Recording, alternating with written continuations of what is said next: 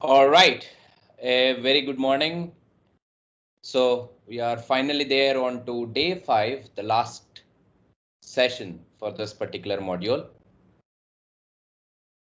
So far we covered a bunch of different aspects that are very important for us to understand as part of a professional pen test operation. Each and every concept that we have discussed are going to play a major role in the actual process of performing pre-exploitation, exploitation, and post-exploitation. So the techniques or the attacks that we have discussed as part of this module are a little bit complex when compared with the fundamentals that we have acquired from CEH. As CPENT is on the advanced level part, most of the concepts that we discuss as part of this course will imagine that the candidate is familiar with all the fundamentals before.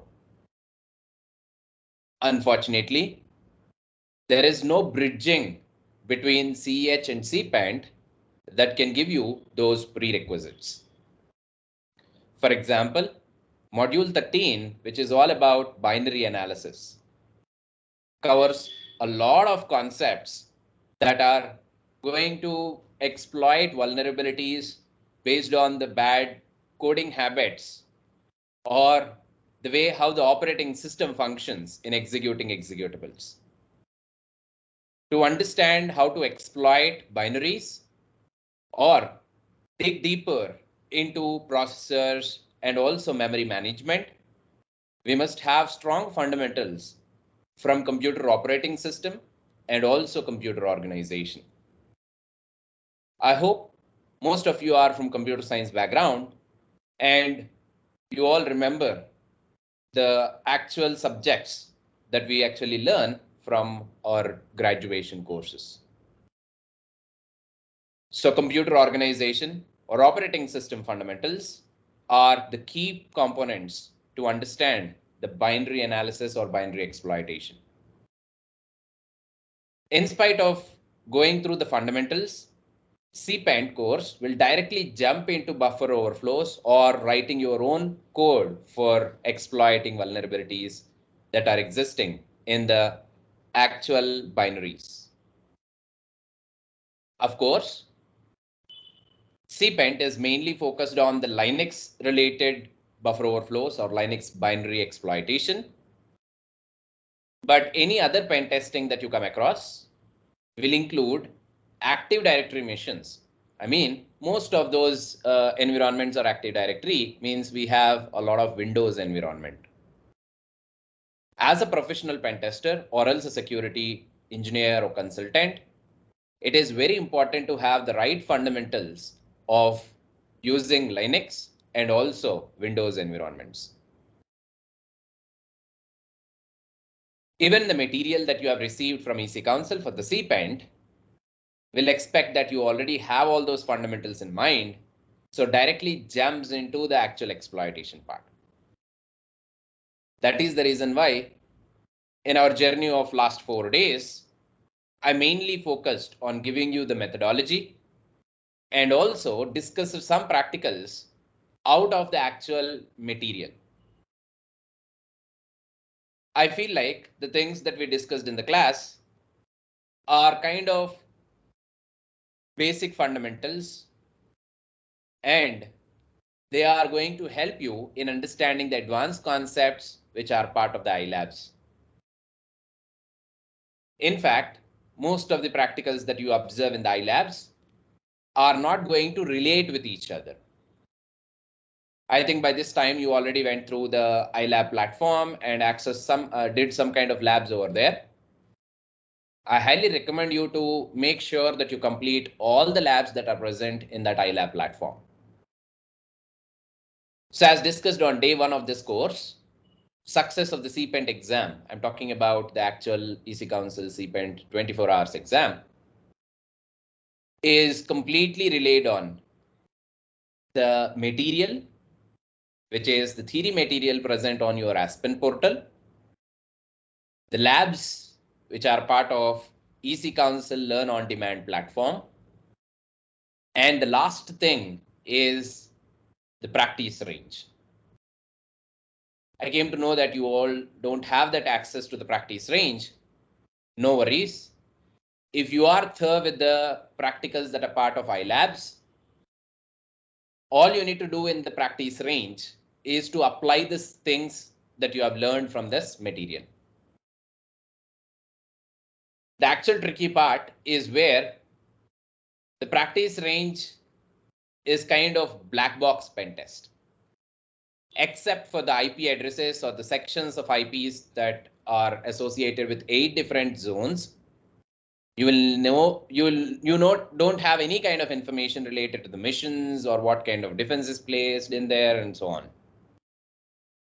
Everything should be done right from the enumeration stage to understand the network structure and move further on finding ways to exploit that network. I recommend each and every one of you to please make sure that you give it some time to understand, and only after you build that confidence on solving the actual practice range, you can proceed with the exam. Now, talking about the internal exam that you are going to face as part of this particular module, you no need to worry about that, because everything that you need to solve as part of that challenge are already discussed in the sessions.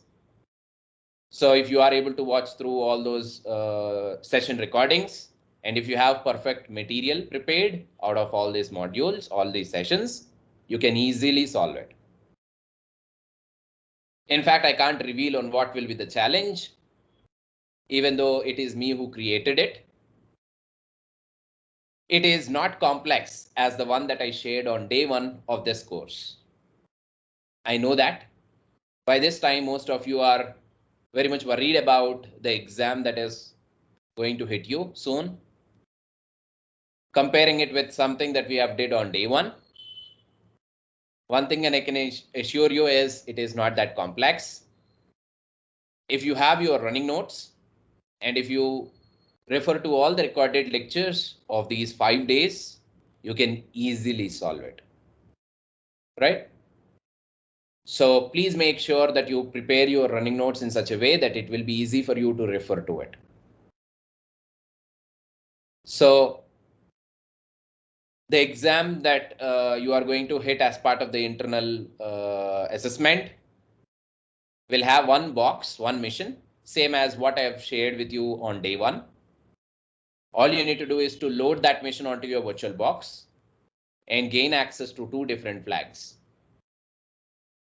So even though this exam is more focused or else more CTF kind, even in the real life pen test, you must be able to submit a proof of concept telling that you compromised the mission or else figured out some way to exploit it.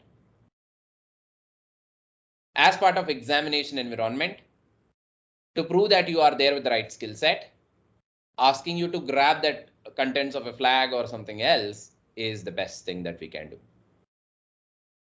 Even in the actual EC Council CPENT exam, you will have somewhere around 20 to 30% questions as CTF kind, means exploiting the mission, gaining access to the root flag or else user flag content.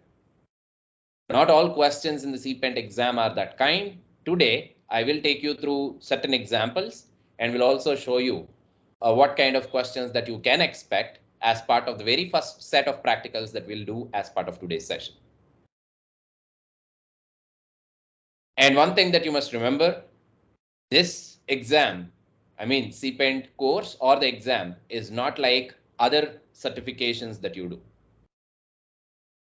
This is going to mainly focus on the fundamentals that you have and test the way how you are applying your skills in performing a penetration test.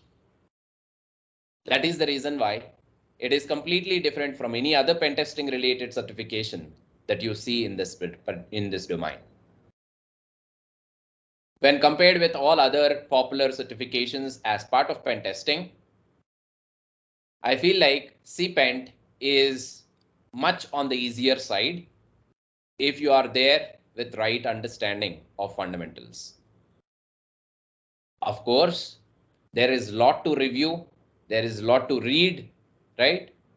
Because the things that we covered as part of this session, 4 sessions, are only the core components for this course. All different theory concepts that I left for you to revise are just for your understanding. Okay. So if you are planning to write the actual CPENT exam, which is for 24 hours, you no need to worry about that theory. Please note that CPENT exam is a complete practical exam. There is no theory question asked. So it is more like you performing the pen test. So today, I'll start the session with the Active Directory part, which we unfortunately not able to cover on day 2 or 3, I think so. So on day 2, I did a little bit of introductory part there. Today, we'll look at few most interesting and important attacks as part of Active Directory environment. In fact, these practicals are already there in the iLab platform, but as I mentioned, EC Council imagines that you are already familiar with all these things, right? So the material will only have 2 practicals there, which are not related.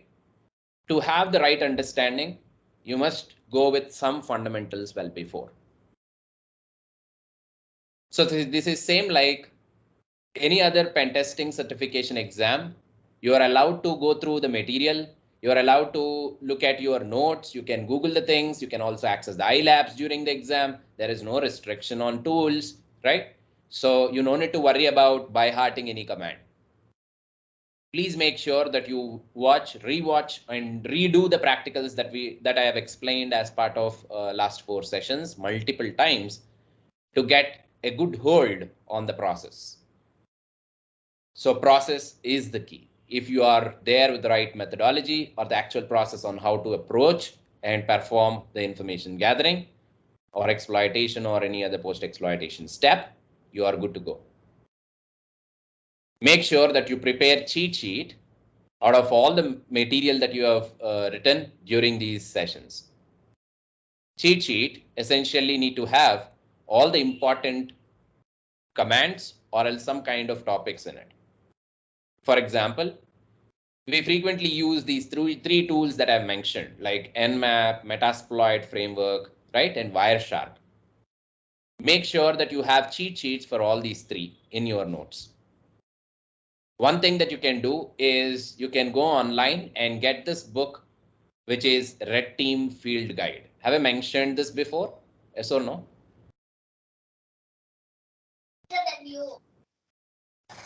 So, Jayant, are you sharing anything on the screen? We are seeing the CPENT slide. Yes. I'm just showing that CPENT main screen. That's it. I've not yet started. I'm still waiting for other attendees to join. Yeah, sure. So have I mentioned anything about the Red Team Field Guide before? You spoke about the red team and blue team. Yes, that's it. But I didn't share any kind of material regarding that, right? No. Yes. Let me take you through that part also today. So we'll start with that resources and then we'll move on to Active Directory. So one thing that you must keep in mind, please don't by heart anything.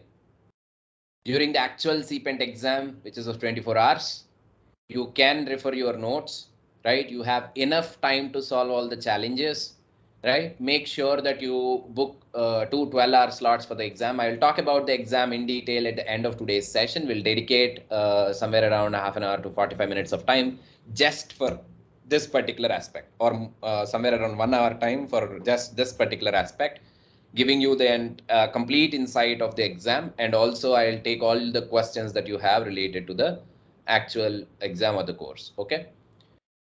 But please note that the things that I've covered in the sessions are the key parts. As I mentioned on day 1, Indirectly, I covered all the things that are required for the exam. Frankly speaking, if you have the notes out of all the things that I've discussed in the class, you can easily crack CPENT exam.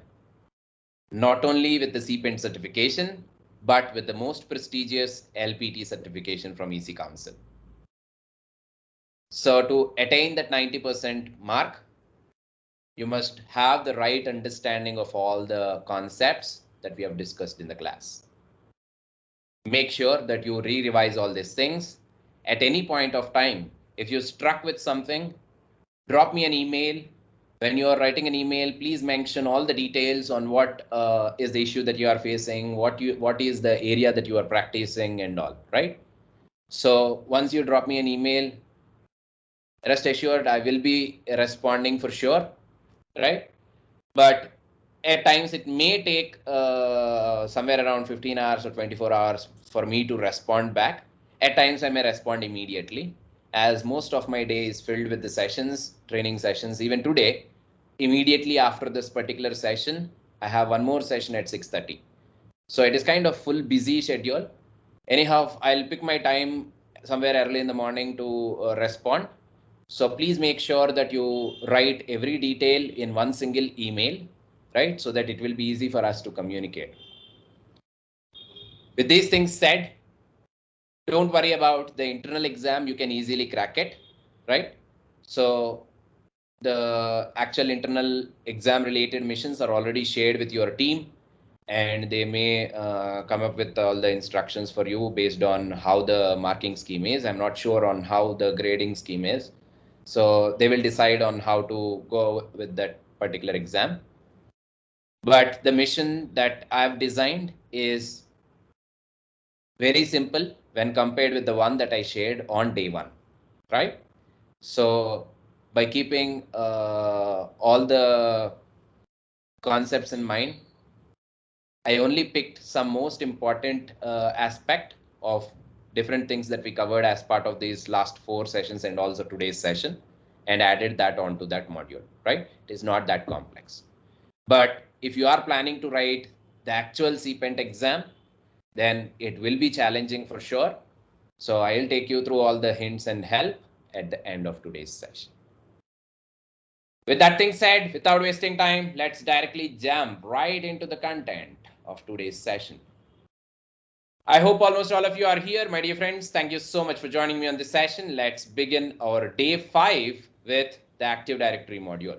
Before moving on to Active Directory, we already did a little bit of introductory part for Active Directory, and we have seen how we have exploited the Windows mission, or Windows 7 mission especially. So as I mentioned, there are a lot of different fundamentals that you must acquire before you directly jump into the iLabs platform. All the fundamentals are present as part of the theory material on your EC Council Aspen portal. So reading through that material can be a little bit time taking because there are thousands of pages for each and every module. I can understand that. That is the reason why I already mentioned you no need to worry about certain modules that are completely theory, especially cloud module, Wi-Fi, right? And the first 3 sections like introduction to pen testing, social engineering, these are all theory modules. Anyhow, I will highlight them at the end of today's session again. Apart from that, one module that is mentioned as a self-study module is Active Directory. It is not part of the 14 module syllabus. It is considered as a self-study thing. But in the exam, major portion, I mean, somewhere around 500 points or so are completely dedicated for Active Directory only. So 500 points is more to it. So to clear the exam with 90%, you must somewhere earn 2,200 or 300 points. So you can imagine 500 can make a lot of difference. That is the reason why in every CPENT training, I grab the chance of covering this Active Directory instead of spending a lot of time or else wasting time, I say, on theory modules, because CPENT is not a theory exam. It is completely practical exam, right? So let me give you all the resources first, and then we'll directly jump onto some most common attacks that we can perform on the Active Directory environment. All right. I hope you all are able to see my screen with the Active Directory slide. Let's switch to the resources section first. First thing that I always want you all to download and keep it as a reference, standard reference for every activity that you do in the field of security is Red Team Field Guide.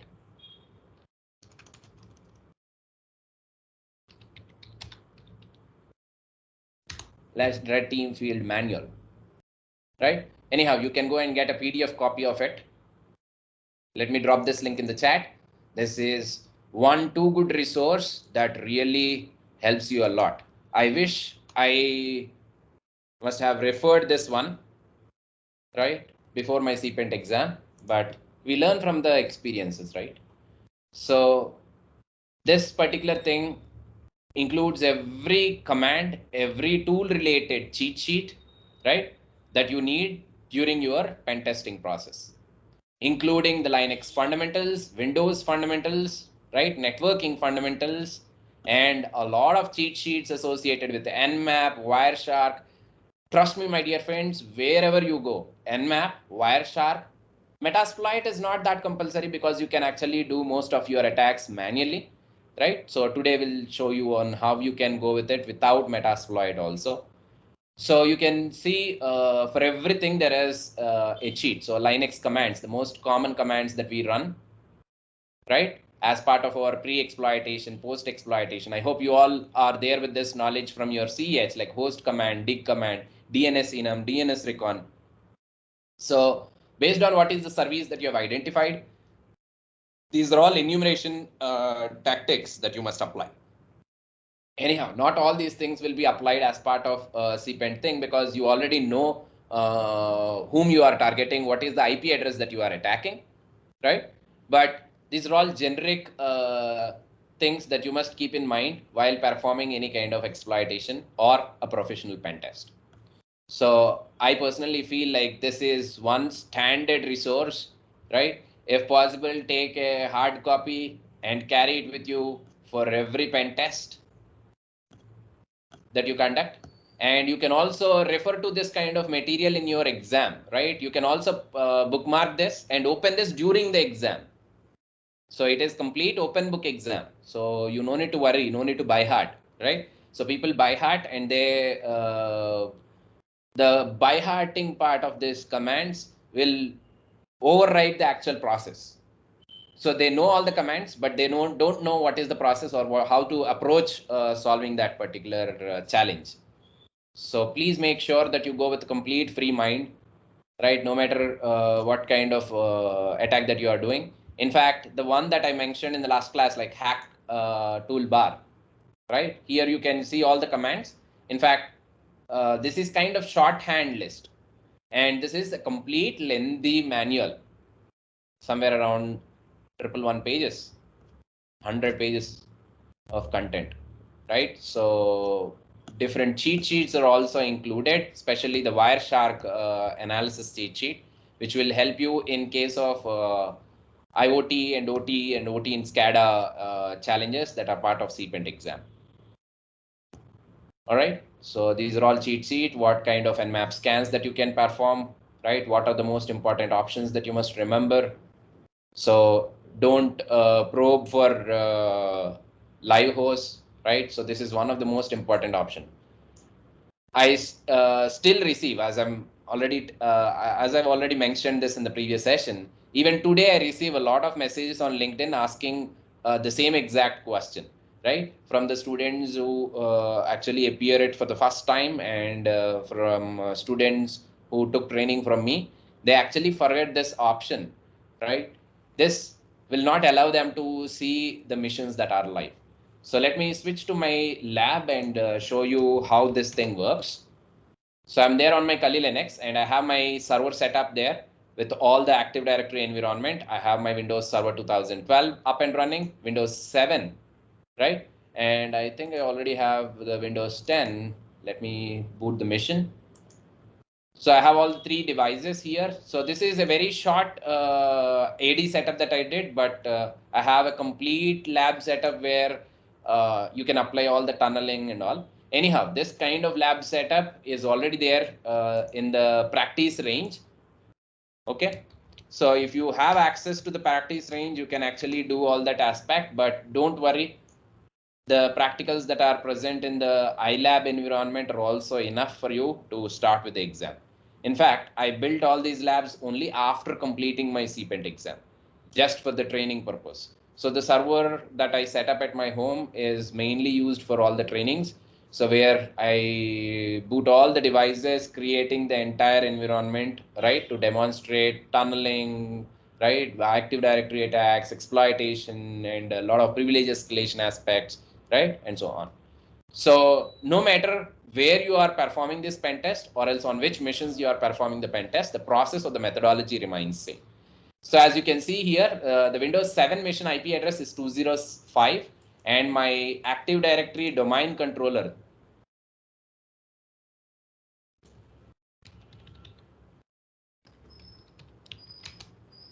is at 212. So let's quickly figure out the IP address.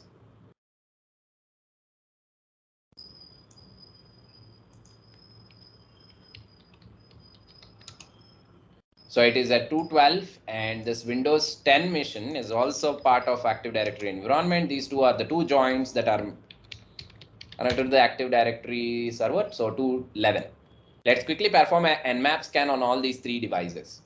So I want to highlight this once again because this is one thing that I frequently receive as a question. So 205, 211, and 212. Let's see what will be the result. So with this command, I am simply performing a TCP SYN scan, right? Without all port option. Means what is this command going to do? SYN scan for common 1000 ports without any version detection, but it includes the actual network scan and also some basic enumeration on the services to identify whether the machine is up and running or not, doing DNS resolution and so on. So we actually did this thing as part of internal pen testing. There I discussed more on Wireshark. We sniffed the content and we saw there is a lot of traffic, right, with one single scan. And are you observing that there is only one mission that you are going to see? Why? This is all because I intentionally turned off the firewall on this mission. Right? So this is the advantage that we can have if we have our own lab. Let me turn on the firewall on this and rerun the scan again. Can you expect what will be the result? As you can see on the screen, all three IP addresses, 0 hosts are up. This is what you will face on the very first thing that you do on the practice range. This will create that impression on you saying there is something that we are missing or else we are not able to solve anything or else there is some kind of network issue on the other side. In fact, as you can see, all the missions are live. Because of the defenses that are there in place, you are not allowed to perform those port identifications. Right? Do remember, even in the real life environment, firewalls will be up and running. Basic network firewall will be there. Host-based firewall will be there. Ping is by default blocked, right? This is the same exact simulation done in the CPENT exam also, right? We will always go with this question and see I'm not able to identify any missions. If I'm not able to identify a mission, how am I supposed to do it, right? So each and every problem that you are seeing or else each and every result that you are observing, you must think about where it is going wrong and then apply the right technique. Do remember, it is not like every time bypassing. Here, I'm not going to bypass any firewall. I'm just trying to skip the ping because in the background, the Windows firewall that is turned on the target missions are blocking the ICMP probes. So with this capital PN, we are just stopping this nmap from doing all the ping scan, right? Network scan. So if we skip that host discovery, we must be able to see some kind of ports. Yet another alternate to this, right? Anyhow, we already discussed this particular aspect in the previous sessions too. As you can see, now I'm able to see results for all the three missions. Are you understanding? Here I didn't bypass anything. People always feel like this is kind of bypassing. Hello. If there is a firewall rule set up, until and unless you know what is it doing, what kind of rule it is, what kind of traffic it is blocking, there is no way that you can bypass, right? So it is all misconception that people have, like we can bypass everything. Yes, we can, until and unless, right, there is some kind of misconfiguration in that particular rule. Are you observing? So even in the last session, the fourth day, we actually did tunneling. There we didn't bypass anything. We actually used one port, that is SSH, to which we have connection, through which we accessed bunch of other services that are running. Am I right? So we are able to forward the SQL port that is running on that target mission locally towards our mission. We are sending the traffic through the SSH port only. We never bypassed anything, but we understood that there is only one port through which we can communicate, right? Or else there is no restriction on the specific port for inbound traffic and outbound traffic. We use that port to communicate with other services on that mission, or else other missions that are connected to that mission. So bypassing essentially means that you are understanding what kind of filtering mechanism is in place and see if there is a possibility to use the existing functionality to access or else perform the actual operation that you want to. If it is not possible, there is no way. You must leave it and move further. As a penetration tester, you are assessing the security of that mission. For example, you are a doctor, right? So there are patients coming to you. So you are testing them and then confirming whether they are really infected or not. That's it. Say your end goal is not to infect them. Your end goal is to make sure that they are not infected. As a penetration tester, your job is the same. Your end goal is to understand whether the missions are actually vulnerable or not. That's it. Your end goal is not to infect them. This is not black hat hacking. This is one of the most common misconceptions that people have. So these popular words like pen testing, ethical hacking and all, people feel like I can hack into anything. Yes, you can, but said that there is some kind of vulnerability or some kind of misconfiguration existing, right, to give you success on exploitation. So every time you cannot bypass. This is one too good thing that you must take from this particular session. I can't stress on this enough because CPENT exam challenges are also the same kind. People feel like the missions are really vulnerable and you can exploit. No, not all missions are vulnerable, right? You cannot exploit most of the missions that are part of the exam environment or else in the practice range. So they are really hardened in such a way that you cannot even communicate or else log into the target mission, even if you are there with some kind of correct credentials, because the firewall there will block you based on the IP address, right? So based on which network you are communicating from. Are you understanding? So this is not like other CTF platforms where you expect or else you go with this mindset saying that the mission is already vulnerable, right?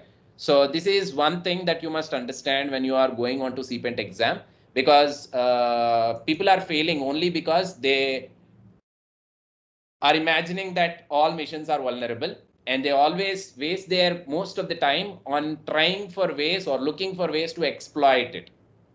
But that is not the case. So what based on my experience collecting inputs from all the candidates who appeared for the exam, whom I trained and whom my colleagues trained, right? So we got to know that people are actually wasting time on looking for ways to exploit the mission and anyhow. No, that is not the case, right? So this is the reason why in the CPENT exam, they will give you questions. For example, as you can see in the result, right? There are three missions up. The question can be like this. They will give you this range, right? 192.168.0./24, and they will ask you, find out how many domain controllers are there as part of this environment. This is a very simple question, damn simple question. But if you don't know the concept, there is no way. Can anyone guess on how many domain controllers are there as part of this particular network?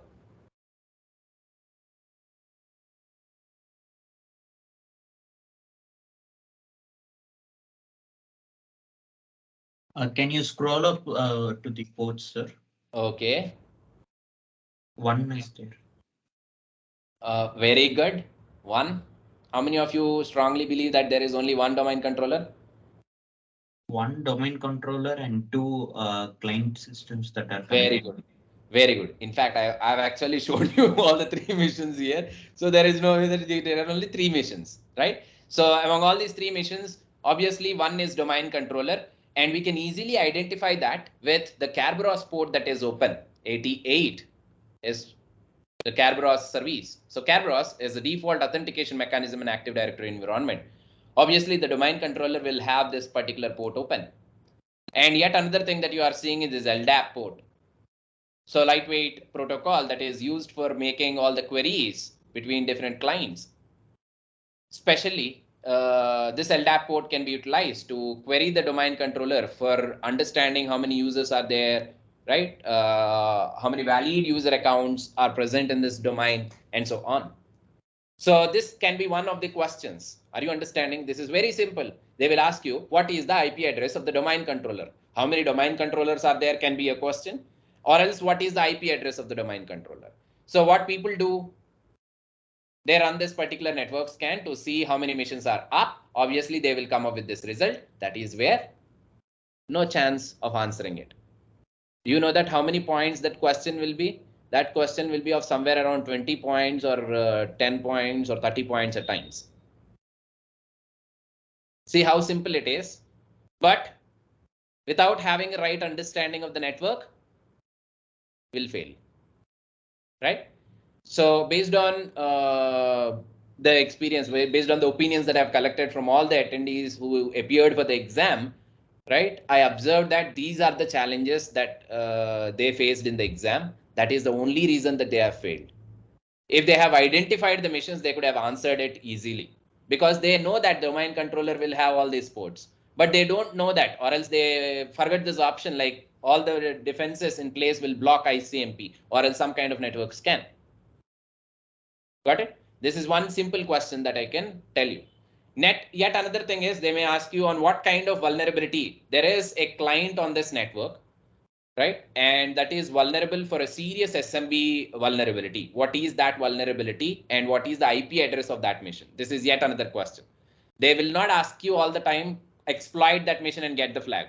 They will ask you this kind of question. Most of the questions in the exam, somewhere around 70%, right? 65 to 70% questions will be of this kind only, right? Trust me, if you know the entire process, if you keep the running notes out of all the things that I've explained in the class. So I handpicked a few concepts and discussed them in the sessions here, right? The five sessions that I've conducted here are completely focused on the success of the exam, right? Not only this, every CPENT training that I do, I actually do it based on this particular point only. This is my end goal, because the theory thing and also the lab related practicals you can easily do from the iLab platform, right? So there is no point of repeating them again during the sessions, right? That is the reason why you will see a lot of difference in the content that I covered in this 5 days training and also the material that is present, right? So those are all fundamentals for which we are covered in the class. That is why they look a little bit complex on day 2, day 3, day 4, right? Because we didn't cover that fundamental aspect. So now if you go back and see the material, you can easily understand them. So now can you tell me what we can do to identify the serious vulnerability that is present on SMB port of one of these missions? What can we do? What is the tool that we can use? Tell me the tool so that I will tell you what must be the approach.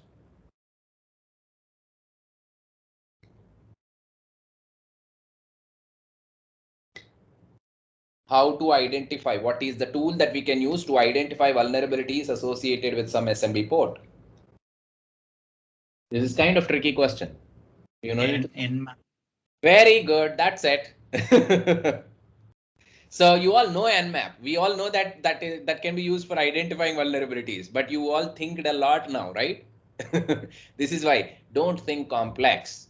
Exam is simple, but the way how we build the mindset will force us think about the complex things first.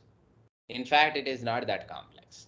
Now, let me show you how I approach all these three missions and eventually take advantage of controlling the target domain controller. So in fact, all the theory part is present as part of this PPT, which will be shared with all of you today, right? So please go through this for all those fundamentals that you need to have. In fact, the extended version of this one, right? I actually grabbed this content from other n number of resources, which I will be sharing with you for sure. But this is kind of a shortcut version of the material. And I think I forgot to tell you, please don't consider my PPTs as a standard resource. As you have observed, you will have only one or two. That is for presentation, not for preparation, right? So this is extremely bad habit. Please don't stick to this material. This is just a shortcut thing to give you what I have discussed in the session. That's it. This is the reason why I don't show interest on sharing PPTs during the training part, because it is human tendency, right? We'll actually fix to this particular content. That is the reason why you will be surprised that my PPTs will only have 2 to 3 slides. That's it. There is no lengthy slide, because all the sessions that we do are completely practical oriented. So please don't consider my PPTs as a standard resource. That is just an additional supplementary guide. That's it. A shortcut guide. The entire thing is in the AC Council Aspen material. Along with that, additional resources that I have provided are more than enough, right? So don't struggle about getting more resources. Instead of that, put your efforts towards practicing them on your iLab platform, right? So there you have everything set up clearly, so you can easily do it. So in the second part of today's session for IoT, OT, and binary analysis, I will be using the actual iLab platform, right? So you will get a clear picture of what is the difference that you can see. So in fact, all the practicals that are present in the iLab are more than enough for the exam, but they are not related. This is what I was talking from day one, right? They are not related. That is the reason why they are not helpful in the exam. In fact, in the iLab platform, there is a practical that will clearly mention that you must use Nmap to identify vulnerabilities associated with the actual service. Say, for example, here we are very much focused on identifying vulnerability that is part of SMB service. So let me clear the screen and take these three devices. And according to the question, it is clear that one of the domain clients is vulnerable, right? And had a serious SMB vulnerability. So I'm considering only these two devices to scan. Do you remember on day one, I told you scan only specific ports for the specific missions. Don't run Nmap scan. As you know, aggressive scan, it is not at all good to run aggressive scan on all the missions. That will crash that service and you will not get the access, right? So we practically saw all those aspects. So these are all tiny little details that will miss, right? Which leads to the failure of the exam, right? So this is one thing that you must focus. Trust me, you can easily clear the exam, no matter whether it is the internal one or else the actual very complex, very hyped this CPENT exam, right? Because of the hype that we have, people are much worried on taking up that exam, but in reality, it is not that complex if you are there with the right fundamental, right? So yes, it is going to be a nightmare if you don't have these fundamentals for sure. So let's go and perform a quick Nmap script scan. Here you no need to use Nessus or any other complex vulnerability scanner.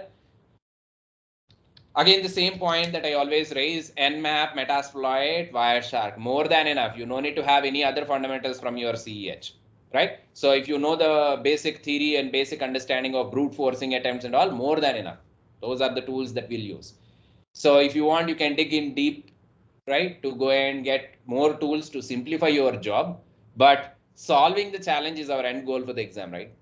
So no matter which tool you use, they are not going to ask you why you are using this tool.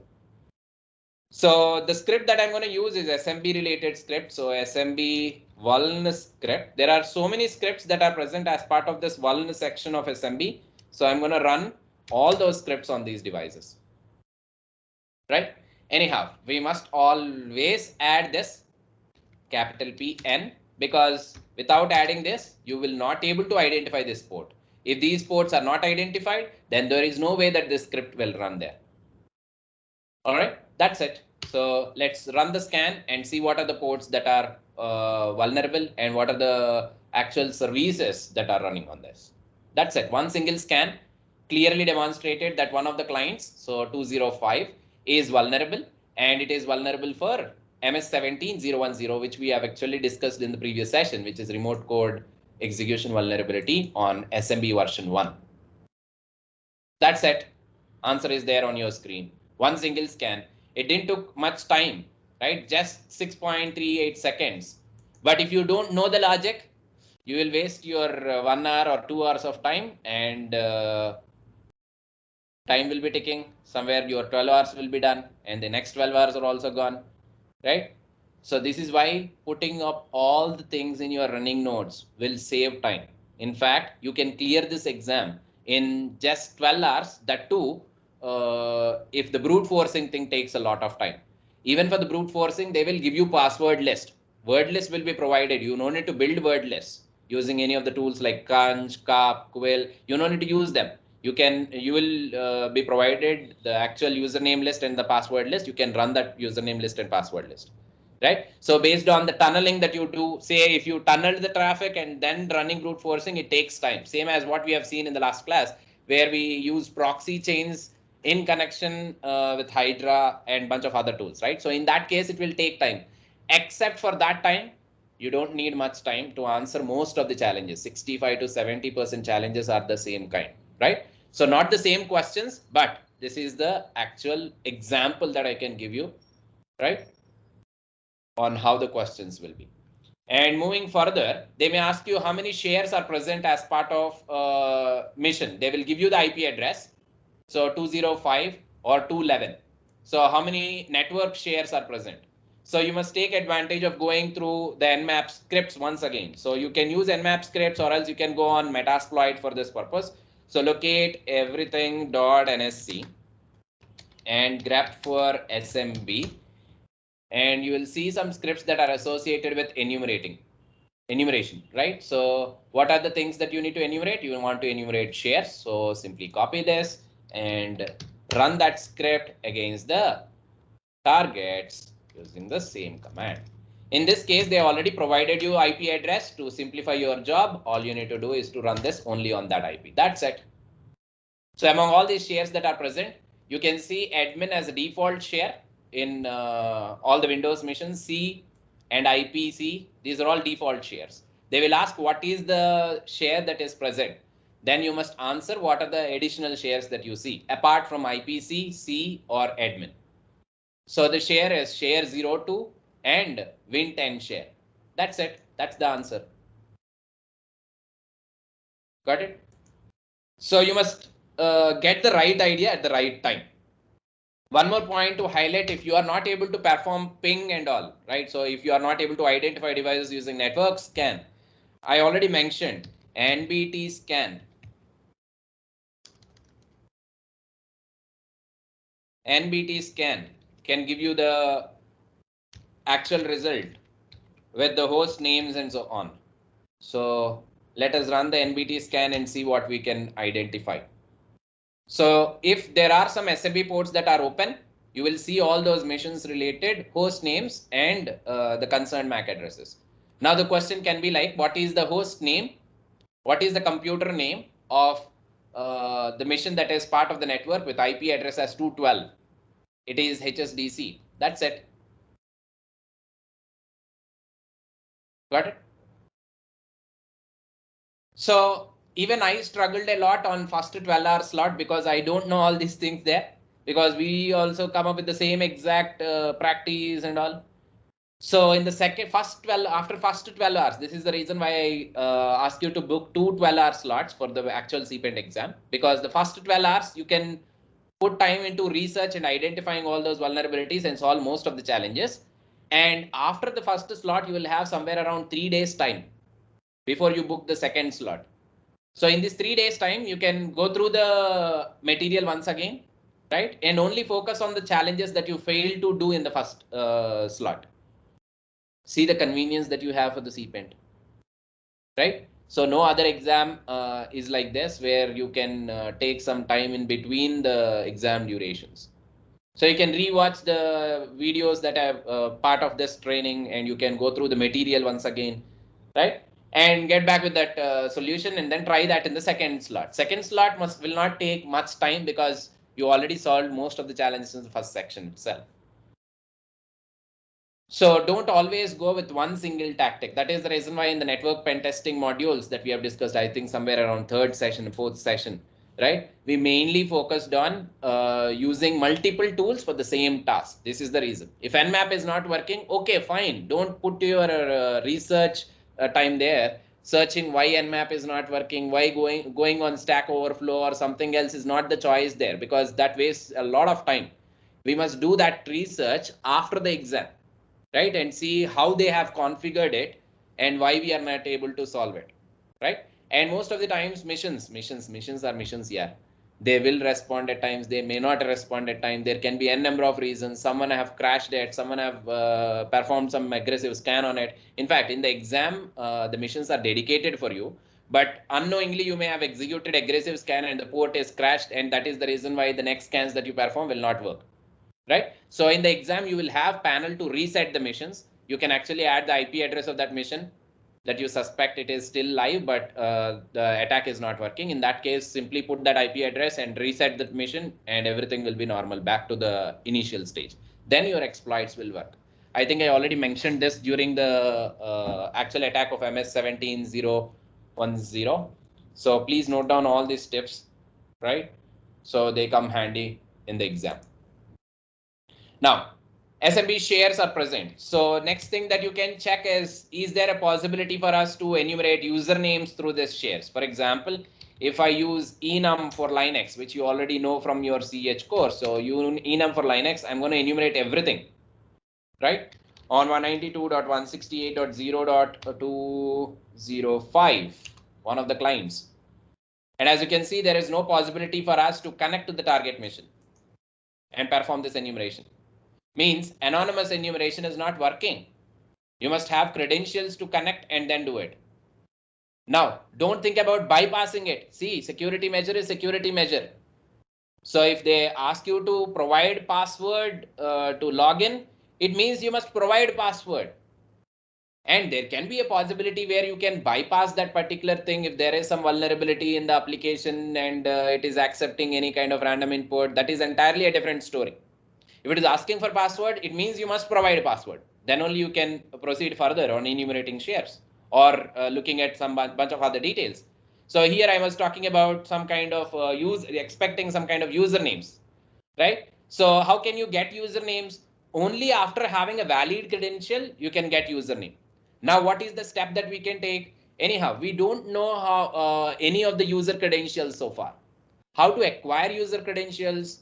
Somehow you must exploit that mission if it is possible. From the previous scan that you did, you know that the mission is vulnerable for MS17010. Immediately, you must fire your Metasploit framework and go and search for that module and exploit that mission, gain access, because after gaining access, you can run commands to identify usernames.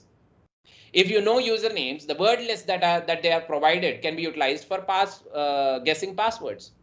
Or else, if this is not working, right, you must go and use the word list that they have provided and go with Hydra, right? So I already have a word list that is present on my computer for the Active Directory set that I have prepared, but in the exam they will give you the word list. That is the word list that you must use. So just for example, Hydra, we don't know the usernames, right? We only know the mission IP address. That's it. We don't know usernames. So I'm going to pick username list, -P, password list.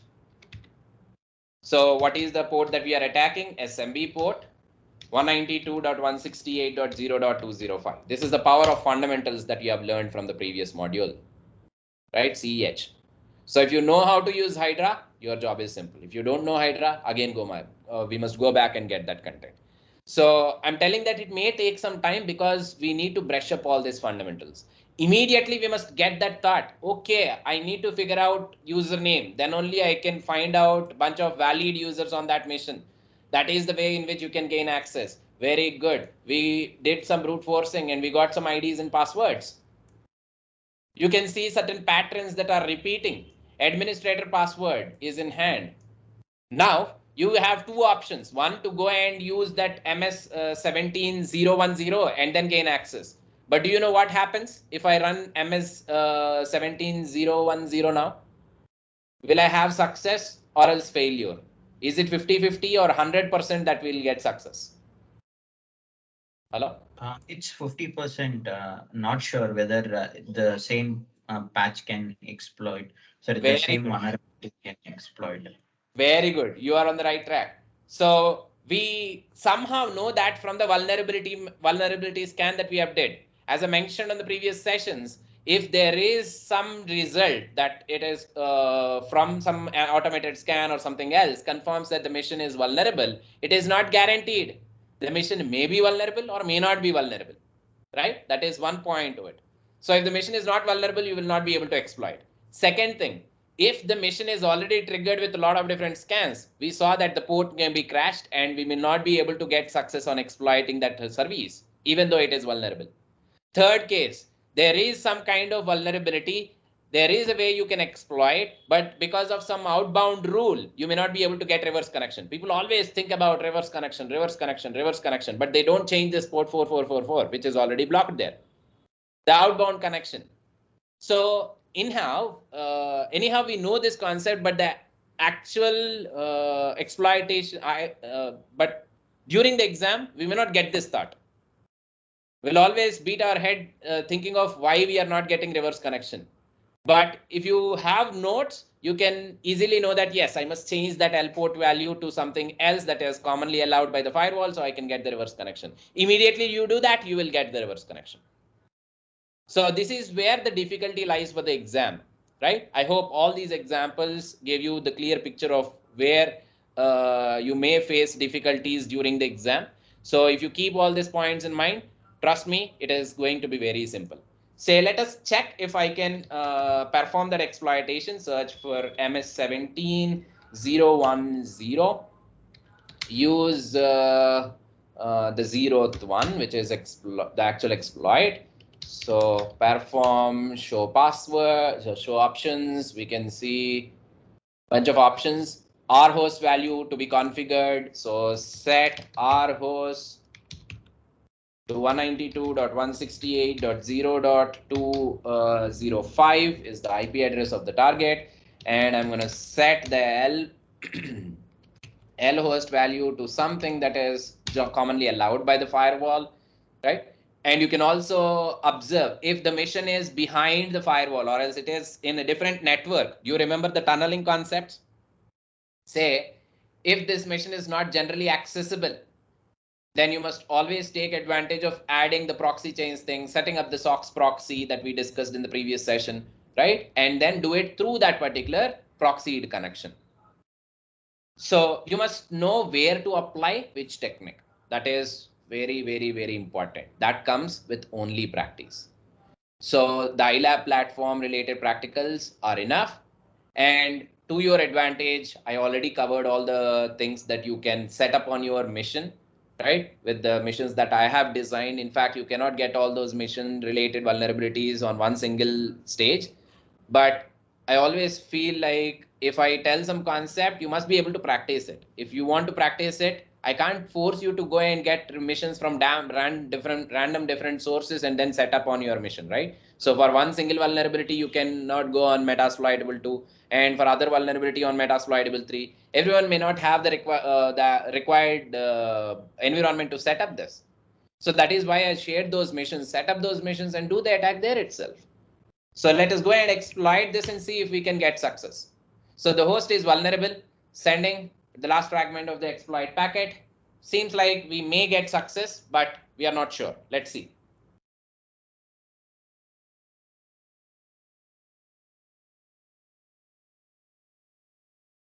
Override complete successfully.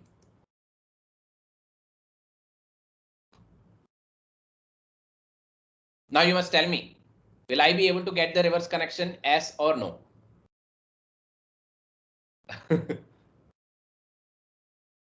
Anyhow, it is all 50-50 chances. Let us guess. You will get it, sir. We'll get it. Let's see. No, I think we won't be successful. Are you observing the entire process is correct? There is nothing wrong that we did. We modified all the options correctly. We thought about all the defenses and we modified the exploit related options correctly. But still, this is one thing that creates that bad impression during the exam, and will feel so stressed, right? Will not be able to solve it. So the question can be like, they may ask you to go and grab the file that is placed on user's desktop. This is where you cannot go and get the content back, right? So there can be n number of reasons. So I'm not going to get any kind of success here. I can't waste a lot of time here, right? The chances are, one thing, because of the aggressive scans that we did with script scan, even though I didn't did all port scan, but as I told you, these ports are very delicate. I mean, SMB port is kind of a service where if you trick that to the maximum extent, there is a possibility that you will lose it, right? So you lose the success of that exploit for sure. So if this is not working, you must immediately go and take some other alternate. You can go and restart that mission, reset the mission, and then try doing it, because the entire process is correct. So for the first time when you do this attack, if it is not working, go back and check where you can take advantage of modifying options. In this case, we did everything that we can, right? But we are not able to exploit. Even the mission confirmed that the target is actually vulnerable. So if the Metasploit exploit confirmed that the target is actually vulnerable, then it means that there is 100% chance that this must be success. But still we are not getting success, right? This is because of the Nmap scans, no doubt, right? As I've showed you, if I restart the mission, there is a possibility that you can get the correction back. But instead of doing this, you can take some other alternate. You already identified the credentials. You already have administrator credentials in hand, right? You can use PSCXEC module to go and connect to that SMB port. So let me go and search for SMB PSEXEC. So all these practicals are already there in the material, right? You can practice them on the lab setup there. That is the reason why I'm not discussing the lab setup, but I'll give you the resource on where you can go and get the content of setting up your own lab environment for AD, right? So use please note down the path for the exploit. It is exploit Windows SMB PSEXEC. Verify options. You can actually acquire MetaBitter if you have login details in hand. So let us set up our host value, set up the domain details. If you have, right now we don't have any domain details, but if you run a complete scan on the missions, I mean domain controller, you may identify the actual domain name, right? Anyhow, we can do a host a ping -a or something, or like a host name identification. Yes, you can do that. You can go and use NS lookup and then take the host name from the previous command that you have executed to identify the domain details, IP address to the domain conversions. Again, these are all possibilities that you can apply. There are n number of things that you can do. So this is where your notes comes into play. So at the right time, we may not get that hint of how you can solve it, but once you have notes, this is how you can easily go and get that idea. So this is the reason why I always tell the process is the key. If you know the process, you must not face any kind of difficulty. If you are facing some kind of difficulty, it means it is time for you to go back and revise the content, right? So password is password, right? And by simply observing this pattern of the passwords, you can guess there is a possibility of reuse of passwords at times. This is quite common in the network, right? But if you are coming from a CTF mindset, you always feel like, no, the password that I've already used will not work. This is where most of the challenges you will lose, because missions will have a lot of reusable passwords. So for the first exploit that we did, for first brute forcing that we did, will actually note that password and will gain access. After that, we don't have access to the password. In case if you are not preparing the notes, I mean, if you are not taking screenshots and then preparing the documentation parallelly, that is the reason why on that day I've explained how you can actually take advantage of taking screenshots and then preparing the document during the actual exploitation itself. So this must go hand in hand, I mean, in parallel to each other. So then the process will be simple. You can actually go back and see what are the credentials that you have used and then reuse them. So let's see how it works. So let me go and run exploit.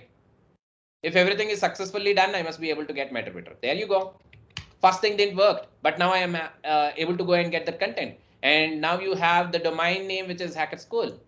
So if I go and get UID, user ID, you can see NT system authority. We got the administrator access. In fact, we logged in as administrator. So if one door is not open, don't feel about bypassing it immediately, right? The chances are very rare for you to bypass that particular service or as bypass that particular port. If there is defense, yes, there is a defense. You must accept that and proceed further. So we are not into black hat, we are not into red teaming operation where your end goal is to be stealthy and then bypass it. It is more complex than normal professional pen test that you do. So in this case, we have administrator access as discussed on that day. You can actually go and load Kiwi module. So load Kiwi, which is nothing but Mimikatz. So if you load Mimikatz, you will have additional commands to run. In fact, all these domain computers that you are observing here will have some catchy credentials. For example, right now the domain controller is up so that these machines can make an authentication, authenticate themselves to the domain controller to log in. So if there is a domain user logging into these machines, right, they can authenticate with the Kerberos server that is running on this domain controller. What if there is a server outage and this server is down? Then users are locked out. They will not be able to log in. For this case, for this problem, Microsoft have a solution where they save these cached credentials in the memory so that in the absence of domain controller, the computer can take access to the cached credentials that are stored on the computer to allow the user to log in. So if that is the case, why can't we go and dump the credentials? So you can see LSA dump SAM and also LSA dump secrets. So dumping SAM is nothing but the actual thing that you learned from CEH. You can dump the actual local SAM content, which holds all the Windows hashes. You can take those NTLM hashes and crack them using John the Ripper to figure out the password, right? So in this case, we are worrying about other users' passwords. For example, we logged in as administrator. We don't know whether this administrator is the local user or domain user. There is a difference. Local user means this Windows local usernames and their passwords, right? Who can log into this machine, but they cannot take any kind of service from the domain. The domain users will be able to process everything, and the domain user accounts will have all the actual reflection of the policies that are written onto the domain controller. So if our end goal is to gain access to the domain controller, you must look for ways to grab a domain user details. Right now, we don't know whether this administrator is a domain user or normal user. So let's go and run this command like LSA dump SAM, and you can identify some secrets. So we have administrator hash. That's it. No other user related hash. Let's go and dump secrets. If there are some stored secrets, you will be able to identify that user related passwords and secrets here. You can see there are no secrets that are present, right? I'm not able to see any other user related credentials except for the actual administrator, right? And I can find that there is yet another user called Stark, and Stark users LTLM hash is this. Now what I can do, I can simply go and take this hash, crack the hash and see if he is part of the local group. and he is part of administrator or not. In fact, in this case, we directly logged in as administrator. What if you gained access to that computer as a normal user? Then this administrator related dump will help you, right? So one thing that you can do is to use these passwords to log in. So in that fashion, there are a lot of different commands that you can run. So let's run creds_all. So there are no additional credentials that are present. If there are a bunch of credentials that are present, you can actually use them to log in. There are some tickets that you can see. You can collect these tickets and perform something called as pass the ticket attack, right? So you can query the domain controller. I'll show you a few examples now, but let's start this process by taking advantage of reusable passwords, right? So this is one of the most common misconfiguration that you can identify. So this is how you can load Mimikads and run Mimikads related commands to see some kind of cached credentials. If there are some cached credentials, you can go and get the content. In fact, on in case of Windows 7, right, and before Windows 7, all the machines used to have the plain text passwords in it, along with the NTLM hashes. If in this case, I'm not able to see any kind of credentials, cached credentials, but if there is a user logged in, let's try this. So let me log off and then log in as a different user and show you the process. So this is for our lab environment, but in real life scenario, you will see that the users will switch and users will try to log in from different computers. This is quite common, right? So let me switch to a different user and show you the process. Say if I log in as Galvin with his password. So you don't need to worry about these usernames and passwords. So take down the process, and in the iLabs environment, you will be having all the missions up and running. So apply that, figure out the credentials in the same exact fashion what I'm doing right now. So we logged in as Galvin Peter. So let's go and see if we can get some dumps. Oh, there's secrets that are stored. No. No, I think I must log off, shut down, restart the mission, reboot the mission, then I may be able to find out all those credentials. Anyhow, you can do something called as pass the hash attack with this hash. We'll look at that in a short while. But for now, let's try reusing this password. This is access that I have to Windows 7, right? How about reusing the same exact password to go and take advantage of connecting to Windows 10 machine? The chances are the password that you have acquired here, right, is the same exact password used by the local administrator on that Windows 10 also. So this is one common misconfiguration that you will identify. Administrators may feel like the local accounts are not that important, so they reuse the administrator password. Anyhow, the domain user, domain administrator passwords can be different, but local administrator password is same on all computers.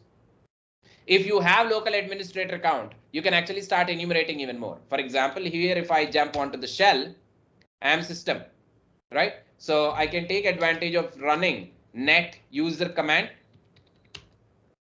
to see how many users are there.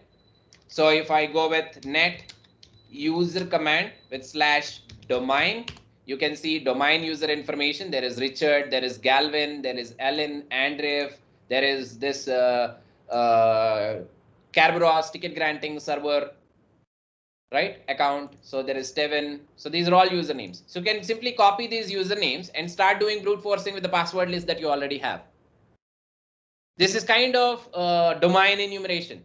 Apart from this, there are tons of other tools that you can use for this domain enumeration. You can actually take advantage of a tool like PowerView, right? Or PowerShell related commands can also help you knowing more about the domain, right? I'll show you those things in the next practical when we exploit the Windows 10. But please note down the tool names. One of those tools that you can use is PowerView. You must load this PowerView onto your PowerShell and run the commands that can help you on enumerating domain users, domain computers, right? And bunch of other details related to password policies and so on. I'm going to drop this link in the chat for your reference. All you need to do is to copy this one and save this file on your target computer and start running all the commands. I'll show you that once I gain access to the Windows 10 machine. Now let's try reusing the password. So I'm going to open a new tab and then use the same exact module.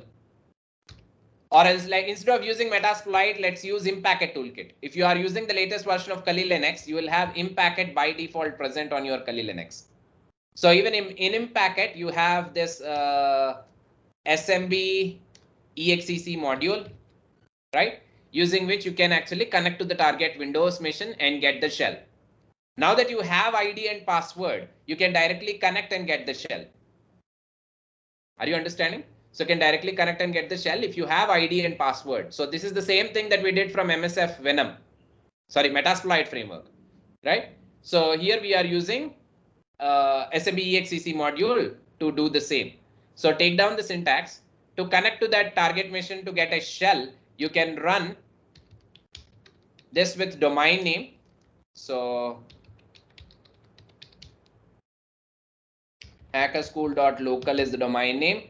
So if you are surprising on how I know the domain name, let me give you one more nmap command that you can use to identify domain name. So I can simply perform nmap script scan, right? And that is SMB OS discovery. In fact, let me tell you this. This is the same exact script that I've used to run and solve 4 to 5 challenges, which helped me in gaining somewhere around 1,000 points. Sorry, not 1,000 points, somewhere around 50% of points from Active Directory section. So it means it is somewhere around 250 points or 300 points. So let me tell you what kind of question it is. So I'm telling all you all the secrets, but do remember the exam pattern changes. I mean, questions changes, but the process is same. So 192.168.0.212, which is domain controller. I'm going to make an operating system detection scan or OS discovery scan on this domain controller. Obviously PN and N, skipping that. So they will ask you what is the forest name, right? So which computer is the domain controller and what is the forest name? This is the forest name. And few questions will be of FQDN. What is the complete name of that computer, which can be utilized to identify that computer on that network, right? Fully qualified domain name. What is the fully qualified domain name? This is the fully qualified domain name. So in the question, they may give you the IP address and they will ask you what is the fully qualified domain name. One single nmap script can give you that result, right? What is the computer name? So this is the computer name. In fact, luckily in my set, right, I have 3 to 4 questions with the same exact command result. All 3 questions are this. One is fully qualified domain name. Other one is computer name. The other one is NetBIOS name. Right? So everything in one single stretch. And in one case, they asked me what is the evaluation version. What is the Windows evaluation version? Can anyone tell me what is the Windows Server evaluation version? Standard. Okay, standard. 6. So this kind of question is a little bit tricky, right? So what I did is even I mentioned that standard evaluation, Windows Server 2012 standard evaluation, but the actual answer is 6.3. So for few questions, they will mention how the answer must be. Answer must be of A.B or C X.Y. So based on that hint, you must easily understand that this is the value that you must add. So when you initially read the question, they may tell you like go and identify the evaluation version, and in the hint they will mention X.Y. You will not have any clue on how I can get X.Y. You initially think that it must be of server 2012 R2 or something else, right? It is not like X.Y pattern. Only if you run the specific OS discovery scan, right? You will know that this is 6.3. How can someone get this idea? From the methodology. That is the main intention of this particular exam. So this particular command is discussed in the iLab. It is there as a part of the practical, right? If you are not there with the notes there, you will never run this command and you will never get that answer. Apart from this particular command, I didn't find any other alternate to get the exact version of this server. This particular script does a great job in doing that. So this is where I identified the domain name. So using that domain name, hackerschool.local, and the username that we identified, administrator : password. So we are not able to make connection towards the target. Why so? Hackerschool.local. Am I misspelling it? No, it's a domain. We should remove the dot local something. Is it like that? We can write it even if it is that's not that host name, but it. There is something wrong we did. So where is use the backslash instead of forward slash. okay. This is always confusing. We must be doing that with this slash. No. No, can we repeat it with dot? Because administrator is a local account, so we are giving domain slash. Yes, you are correct. So It but should I'm be thinking like the same exact password must be used as a password for the domain administrator also. That is my thought. I mean, the same password is for the domain administrator too. But domain administrators do not have local admins, as you said, can have same default password across the thing, but domain controller doesn't have any administrator in that. How? Because domain controllers, when we make it as a what is that forest or the primary server, it removes the local administrators in that. We only have domain. What is that? That domain admin is the topmost privileged person in domain controller. Yes, but you know that there can be a misconfiguration where the domain admin can be the local admin at times.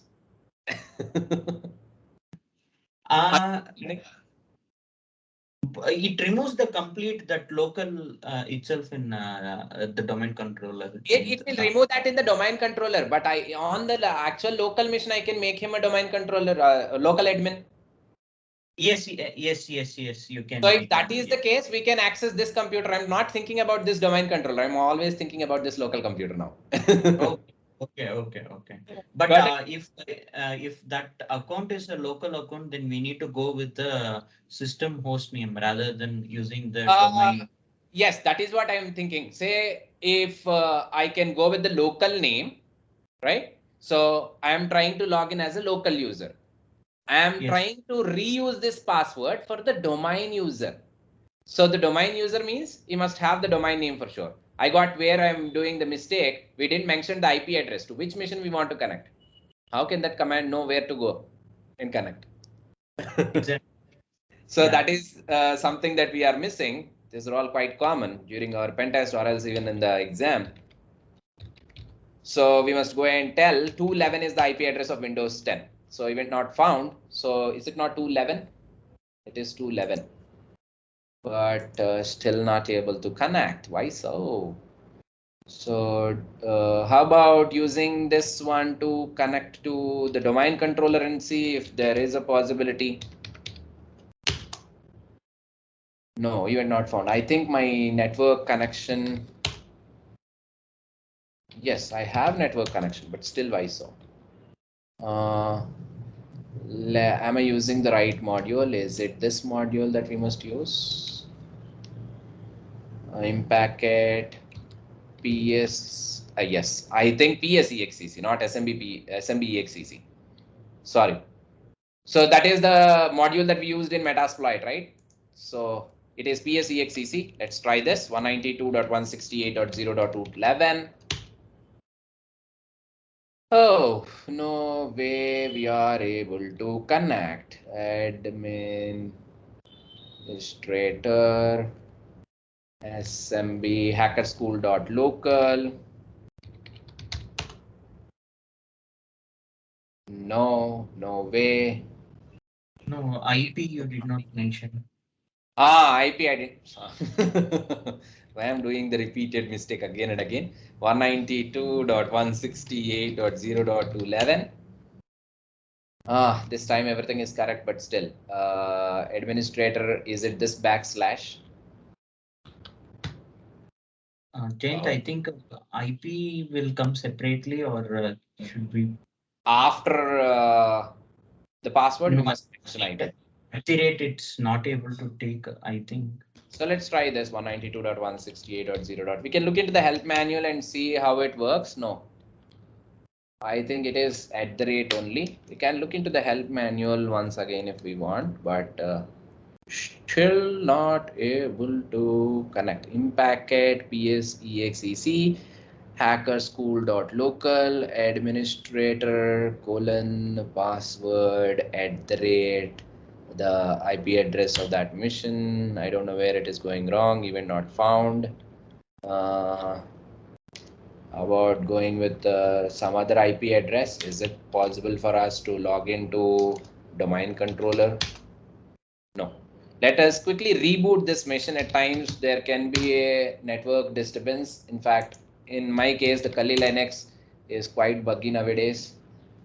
I don't know where the network, I messed up with some network settings here and there. That is the reason why it is not able to reach missions most of the times. Am I able to ping the mission?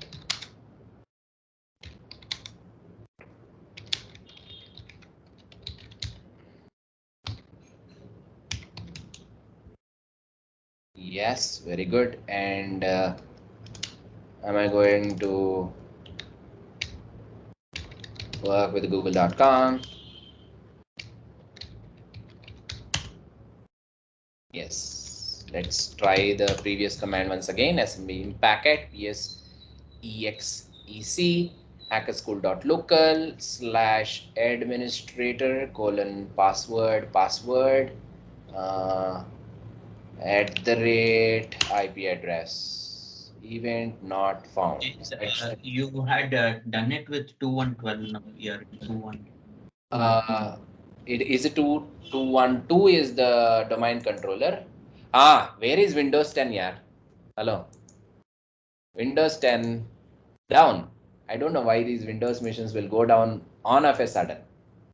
Right? Without any notification, it will shut down. Or else it will update. That is the reason why it is not working. Let me log in. 18. I think it is.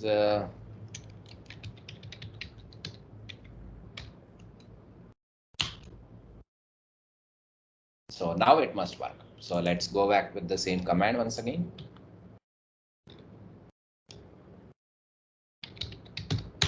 So if Metasploit is not present, this is one too good alternate that you can choose.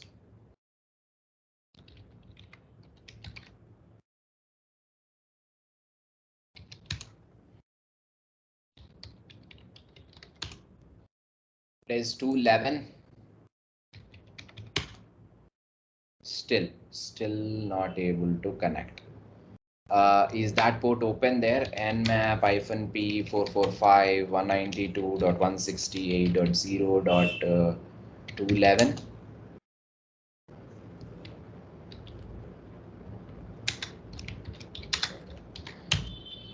Yes, it's open. Let's use impacket SMB-EXEC and try this. So hackerschool.local administrator. Maybe the administrator don't have rights to log in remotely. Who knows? Password at the rate 192.168.0.211. No, I don't know why it is not working. Impacket PSEXEC, or let's search for all other modules that are present. So AD computers, EXEC, SMB client, SMB EXEC. This is what we have used. So let's look at the help manual once again. Am I going with the syntax wrong? SMB EXEC. Or else we can also try using hashes to log in. So let's try that. So we already have hashes here. Let's do pass the hash attack. So where is the hash of some of the users?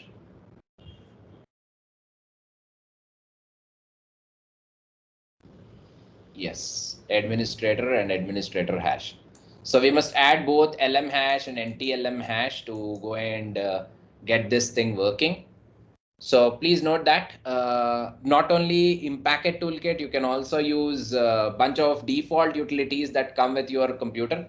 Say, for example, you can go with pass the hash toolkit that comes pre-built with Kali Linux. So let's try pass the hash with this SMB PACXCC once again, because we must not leave this. Somehow you must go and get this connection for sure. So this time we are using hashes, right? So hashes. So this is NTLM hash, but during in this particular syntax, you must provide both LM hash and NTLM hash. Anyhow, Windows computers are now not using LM hash, right? So I can provide the same thing as LM hash and NTLM hash to see if we can connect. Administrator, if we are not able to connect this time, right? So note this into your findings, saying administrator may have restriction for the remote login. Are you understanding? PRATOR.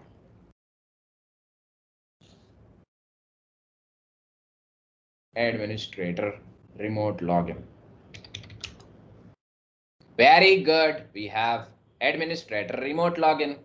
So sysinfo, system info in case of Windows, we can see the complete system information. This is Windows 10, right?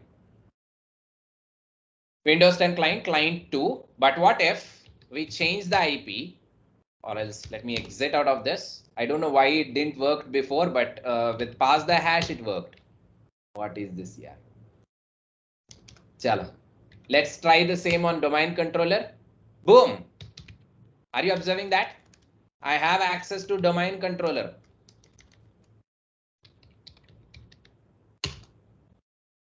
Pass the hash attack. We initially compromised Windows 7 machine from where we got the hashes, and we use those hashes to log into the domain controller. So let me try doing the same with some other user credential for the previous command. So we used PSEXCC or SMB right? So instead of administrator, let's go with some other passwords. So where is my IO? I closed that.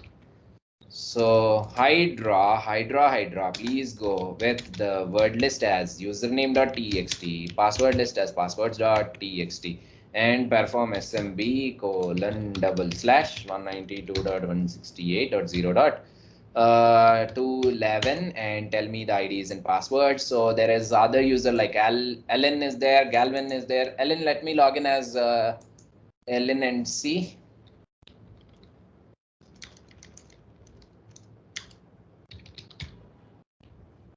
So these are the things that you must test. Based on the defense, there can be a chance where administrator may not have remote login. No, even this one is not working. I think there is something wrong with this module itself. Oh, sorry, I need to specify the IP address. 192.168.0.211. Ah, very good. This worked.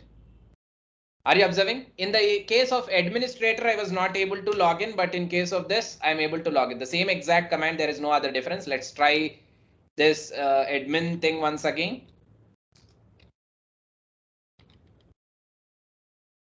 Alan.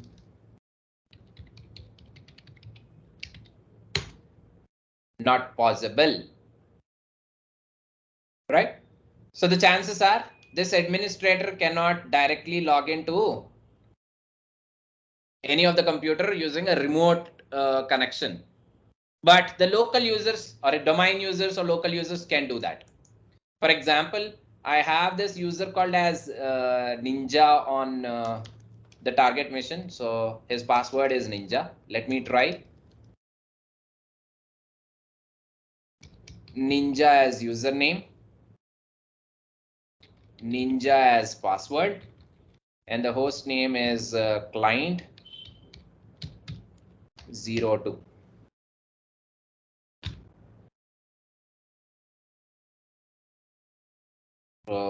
Is everything correct? Let's see. If we can connect, we can get it, right? So this is local user account. So let's now check if local user can actually enumerate domain users. Net users or net user domain, right? We got domain user details too. Why? If I go and run net users, right, and check what this user is, which group this user is part of. I mean, if I go with Ninja as a name, net user Ninja is part of administrators. That is the reason why he is able to enumerate the domain details also. If he is not part of administrator group, he will not be able to get these details. So in the exam, they may ask you how many users are there in the domain, right? Who is the user? How many admins, domain admins are there? How to identify? This is how you must enumerate. So I already added some basic commands as part of this PPT, and there are a lot of other commands that are present in material, I mean iLab platform. So I request you to please go through that to get that understanding. Okay. So you can actually use that. And apart from this tool, I hope you all got the idea. Is it clear, my dear friends? Can we proceed? If yes, please drop P in the chat.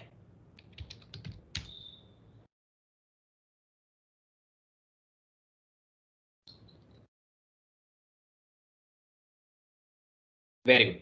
You can also use this default utility that comes with your Kali Linux, which is pass the hash pth winexec. WinEXE. It is same as your impact at PSEXEC or SMBEXEC, right? But the syntax will be slightly different. Anyhow, you can look into the help manual to see how it works, and also do Google things to know what is the command syntax. But for now, I'm simply going with pass the hash winexec -U. Let us log in as Ellen. Here, if you want to do pass the hash attack, you can simply provide lm hash and ntlm hash of this user if you have acquired it, right? So if that is not the case, you can go with administrator, right? Have we mentioned any kind of password hash? Yes, I'm going to copy this and try if we can use this one, because certain utility may allow you to connect and certain utility may not allow you to connect, right? Because the way how this tool works in the background is different from the other tools. So it is very important to make sure that you use all different tools before you give up the actual process. 192.168.0.212. Let's see if we can get command.exe executed there. Boom, we have domain controller access. So if you have command prompt, you can add your own user. For example, I can go with net user and add Muthu, and his password is password123. Added successfully. Net users, domain persistence done, right? So you logged in as administrator, you can add him to the admin group. So you can directly log into domain controller.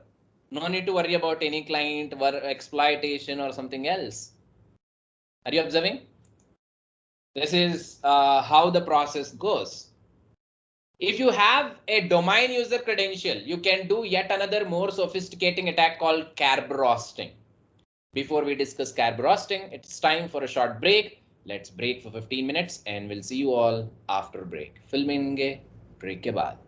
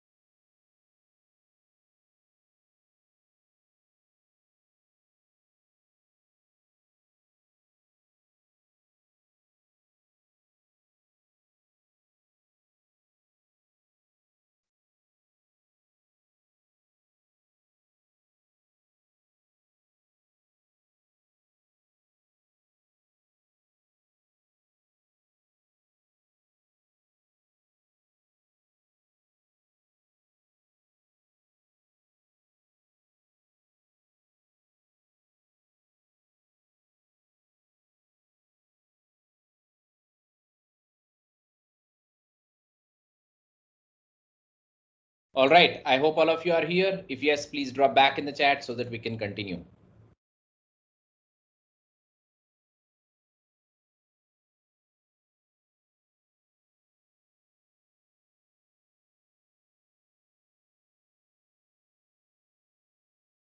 Very good.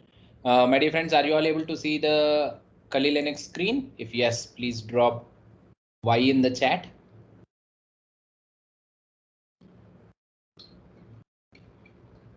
Great, let's move on. So after gaining access to a shell, you can take advantage of uploading some PowerShell utility to enumerate domain. Understanding domain related details is very important for any kind of lateral movement. I mean, the ones that we did actually now. So in this case, we simply identified the user credentials, right, using Hydra, but this is not always possible. In that case, you can take advantage of enumerating the users after gaining initial shell to the target mission, and then using those details to perform lateral movement, like using pass the hash attack to gain access to other computer on the network and so on. So to perform this post exploit enumeration, right, for the or else we can call it as a domain enumeration, you can use tons of different utilities. One such utility that you can that comes pre-built with your Parrot and Kali is CrackMap EXEC. Right? Even if it is not there, you can easily install it using apt. CrackMap is one standard tool that you can use for performing something called as password spraying. So what is password spraying? Say if you are hitting the target port with username and password combination for multiple times, we all know that there is a lockout threshold where they can block you from not performing any kind of login from there on for a specific duration. It can be 30 minutes or it can be 24 hours or however the administrator configures it. But there is less chance of detection if you use something called as password spray. Means we'll take one password and test it against multiple users. Say using CrackMap EXEC, this particular process becomes very simple. So I'm going with SMB service and do this enumeration on 192.160.0.211, which is my Windows 10 IP address, with -u and username list, with -p as password 0 equal. This will try to identify all the users who have that particular valid password. You can actually perform the same with the hashes too. You can simply specify the hash value to go and see if it works or not. And do remember, this can be a little bit false positive. This can be false positive in few scenarios. So always run different tools and check which thing works and which thing will not work for you, right? So using this CrackMap EXEC, you can also enumerate shares.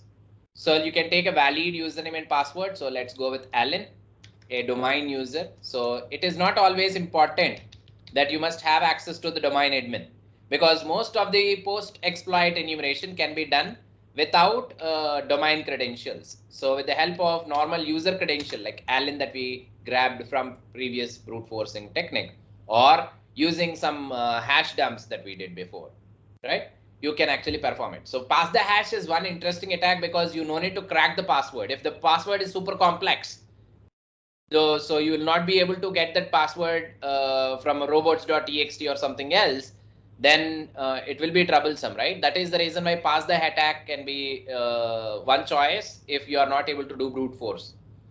Now with CrackMap EXEC also you can enumerate shares. So there is a switch that you can use. So share or shares, I think. Let's see. Yes. So this will enumerate shares. You will know whether you have write permissions or read permissions on it. Say if you can see write permissions, you can upload some malicious file there. For example, let us imagine that there is a web application running on the same exact computer, and this computer have SMB port open and anonymous share open, and in this anonymous share have read and write. So what you can do, you can upload your malicious payload onto this anonymous share and access this from LFI or else remote code execution from the web application. You all remember the things that we discussed in the last class? We actually performed LFI there. We actually performed something called as command execution. So if web application have command execution vulnerability, you can execute this particular command from the web shell and get a shell onto your Kali Linux. You can make that target computer run some command for us. There are two good articles that you can read from hacking articles. I don't know whether I have shared this thing before or not, and I am sure most of you already know this. So on hacking articles, head towards the pen testing section. There are so many articles that explain different techniques on how you can take your basic fundamentals to the next level, how to use them in a different way. So I'm going to drop this link in the chat. And there is one more web blog post that you can follow, which is infinite logins, I think. Yes, in infinite logins. So attacking Active Directory on open file shares. Oh, luckily the one that I was talking about popped out. Yes. So there is a possibility where you can upload the shell and start responder kind of tool, right? So the ones that you learned from your CH, you can use the responder to go and catch that hashes, and using that hashes, you can crack the password. So these are NTLM version 2 hashes, which you cannot use for pass the hash. So if you have NTLM version 2 hashes, you can only go and get this password cracked with the help of Hashcat or John the Ripper, right? So let me drop this link in the chat. Anyhow, this can be one of the interesting attacks that you can perform as part of your professional pen test. For example, let me start responder on my Kali Linux. Kali Linux is part of the local network now. So you are part of internal pen test. You are inside the organization and you are going to start this responder. Do remember, responder is not the tool that you are allowed to use in pen test CPENT exam. I mean, there is no restriction, but you will not get anything with responder because there are no automated scripts that can run to simulate this habit. Let me show you the attack so that you will understand what I'm talking about. So I started responder. Responder will actually catch any kind of SMB requests that are present in this network and see if it can perform something called as LLMNR poisoning. So local link poisoning. So for example, LLMNR service is like DNS. Say in the local area network, if one of these computers, so the Active Directory environment computers, is trying to look for a share, unfortunately, if that share is not present, it will actually do a broadcast on the network asking everyone in the network, my dear friends, is there anyone who know where this share is? The responder that I'm starting on this particular Kali Linux mission will respond saying that, hello, I know where the share is. In fact, it doesn't know the share where the share is, but it actually responds the respond to the broadcast message that was sent by the client, telling that I know the share. If you provide your hashes, then I can authenticate and then redirect you to the share, which is not going to happen anyhow. So I am going to start the responder here on my Kali Linux. Responder started. You can see all the poisoners are up and running. LLMNR, NBTNS. Say LLMNR is not enabled, then it will fall back to NBTNS. So typically these two are kind of DNS. So now let us imagine that this user is trying to access a share that is present on the Linux machine. So let me go on. Essentially, it can be any share. It's not at all a problem. But let me go and access Windows Kali Linux share. Can see there is an error. You are not able to access that share. But if you go back onto responder, you will see all the hashes. Very simple. This is quite common in regular network because of the typos or something else will make some mistakes while accessing shares. Shares, network shares are quite common in any of the organization. That too, in case of Active Directory environment, you will see this network sharing is by default enabled, right? Even if you are going with Windows machines, you will see SMB port by default open. So this is kind of Active Directory environment means all the machines are of Windows mostly, right? There is a chance that you may find some other operating system in the Active Directory environment, but when we think about Active Directory section or Active Directory range, practice range in CPENT exam, all are Windows machines only. They didn't complexed it so far, so we don't know how much modification that they may do later. But at present, what based on the enumeration that I did in the practice range, I found all the machines are kind of Windows machines only. So with this password hash, you can copy this hash, right, and use a tool called as hashcat. How many of you have used hashcat before? In case in CEH, we used to take advantage of John the Ripper. So you can use John the Ripper also here, but I'm gonna use hashcat to demonstrate this. So hashes or hash.txt.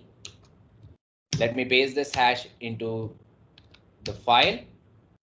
So if I add the content of hash.txt, you can see the hash. So you can read the actual manual of hashcat. Hashcat is also by default present on your Kali. You can go with help. And this helps. This displays a huge manual page that covers all different options that you can use. So hashcat can crack multiple different passwords, right? Drupal 7 passwords. It can crack plain texting. It can crack MS Office, right? PDF related hashes. Right, and so many things. Right now, we want to take advantage of cracking the hash that is associated with NTLM share, right? And this hash is of NTLM version 2. So you can search what is the module that you can use to crack this. So even in the John case, we'll actually mention what type of hash it is. Say, for example, if I dump the hashes. So in case of Windows machine, we dump the SAM. So let me exit out of this shell. I still have that meterpreter here. So if I do hash dump, so even if okay, let's take Mimikat's help. LSA dump SAM.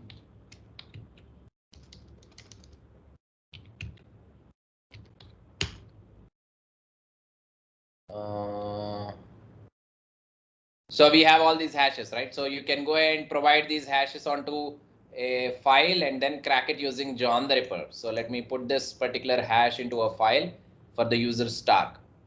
So let's see what is his password. So if I copy this, nano hash1.txt.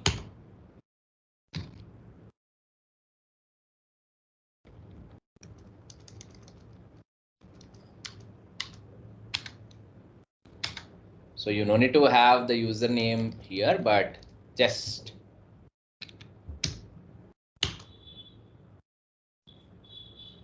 has1.txt is the file. So we use John, right? I think you all are familiar with John. So with John, you need to specify the format. If you don't specify the format, it will actually tell you, I'm not able to identify what type of hash it is. So I think it is not able to pick up this one. Let's remove this name. So it is not able to detect that actual format. So it will actually tell, I know this is LM hash, right? It can be associated with NT format. So go and take advantage of adding the format name. So it is telling format and the format name. So in fact, all Windows passwords are of NT format,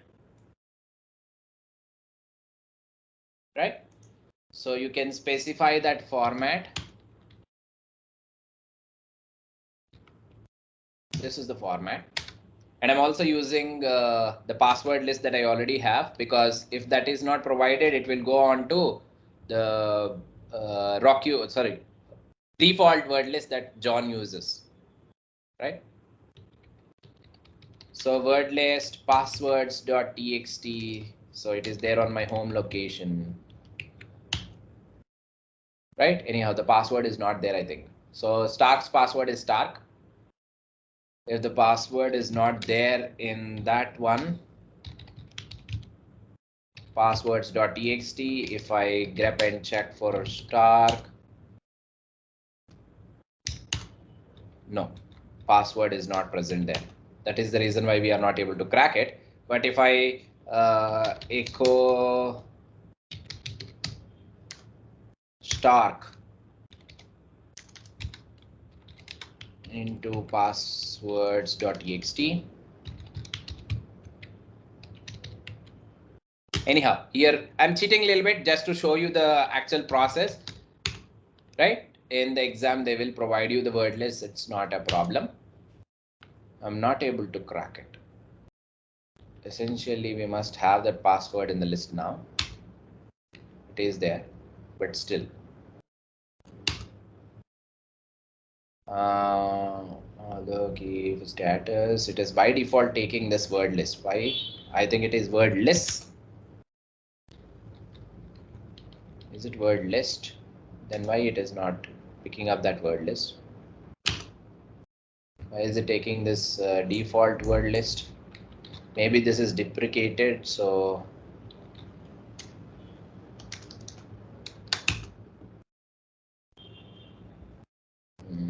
open thread. It is again taking that as word list. Is it -w that we must use? No, I don't know why. There is something wrong. I need to update this tool to make it work, but I hope you all know how to use John the Ripper. This is the syntax, right? Similar to this, in case of hashcat, right? Let me stop this poisoning. In case of hashcat, you need to specify the module. So hashcat with -m and specify the module. That module will pick from the help manual. So what kind of hash is it? It is NTLM version 2 hash that we grabbed, right? So help, let's see what is the module name that we can use for NTLM version 2, right? Or NTLM. You can see there are multiple modules that you can use. So NTLM version 2 hashes are the ones that we are going to crack. So it is 5600. So let's go ahead and specify that. Hashcat -m 5600, and the hash file name is hash.txt, right? You can also provide the word list that if you want to, for example, words.txt. If you don't provide this, it will take a default word list. Sorry. Or else we can use W. Is it W? Let's check. I'm not sure what is the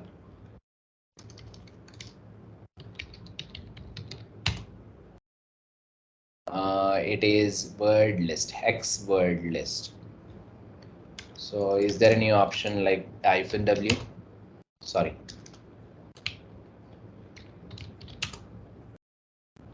No, there is no -w. It means word list is the syntax that we must use.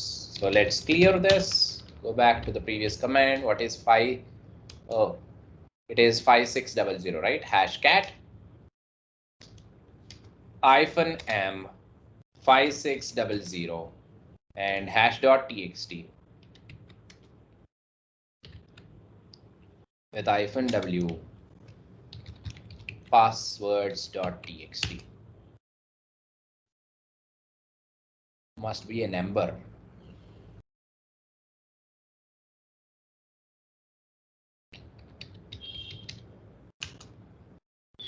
All right, let's remove this and then run the scan.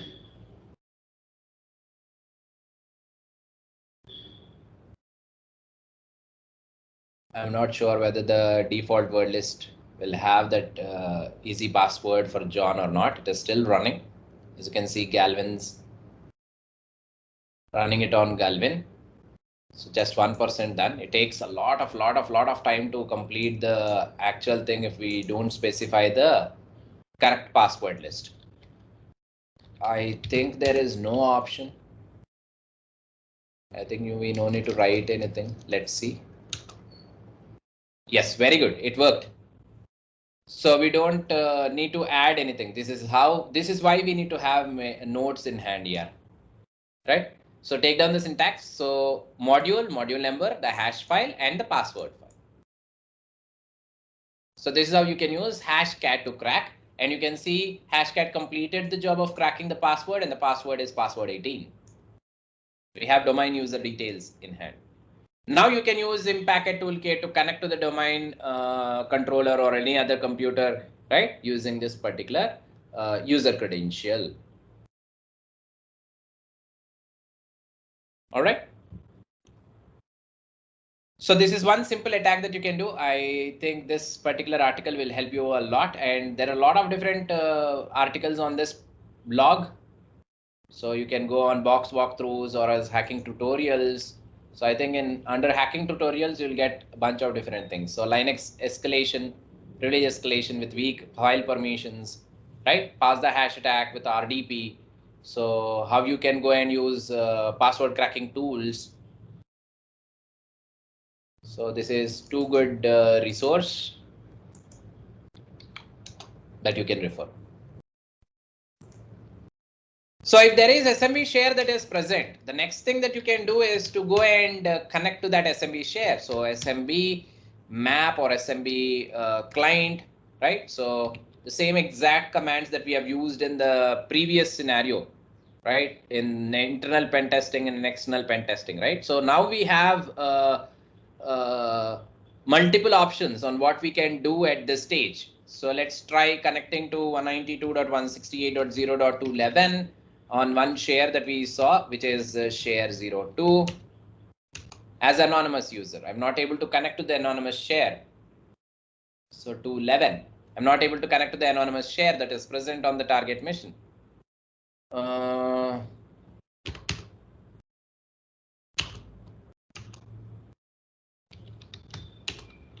Maybe it is like this.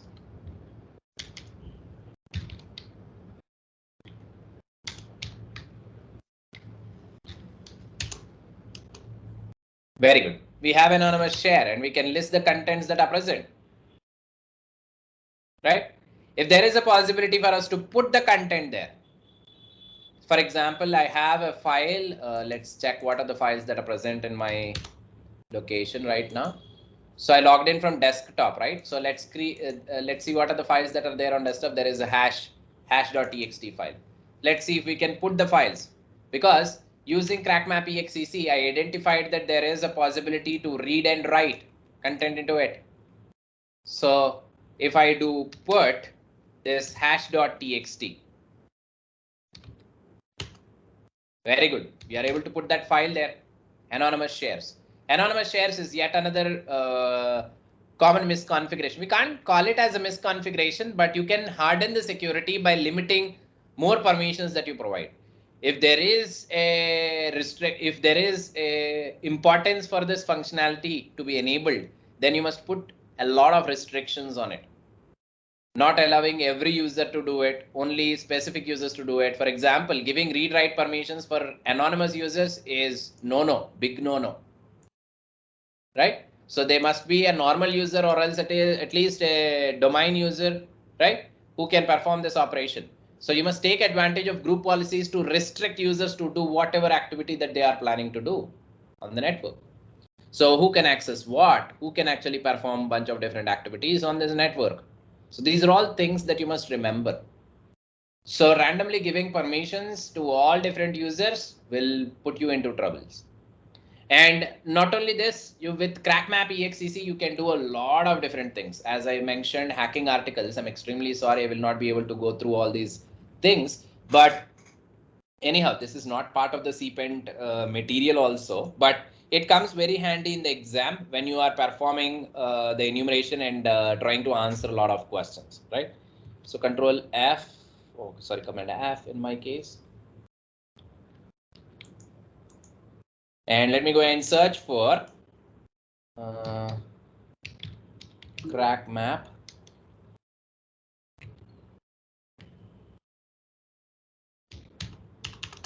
not present. I think there must be an article here.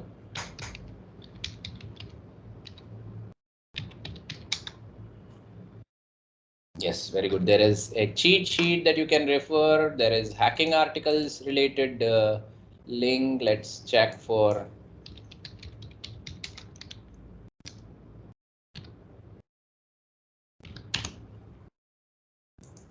lateral movement with crackmap exec. They explain everything in detail with the perfect examples and also the lab setup related instructions too, wherever needed. To tell you few challenges, I actually solved them by simply referring to these articles during the exam. I'm not going to tell you what are those challenges, but you got the idea.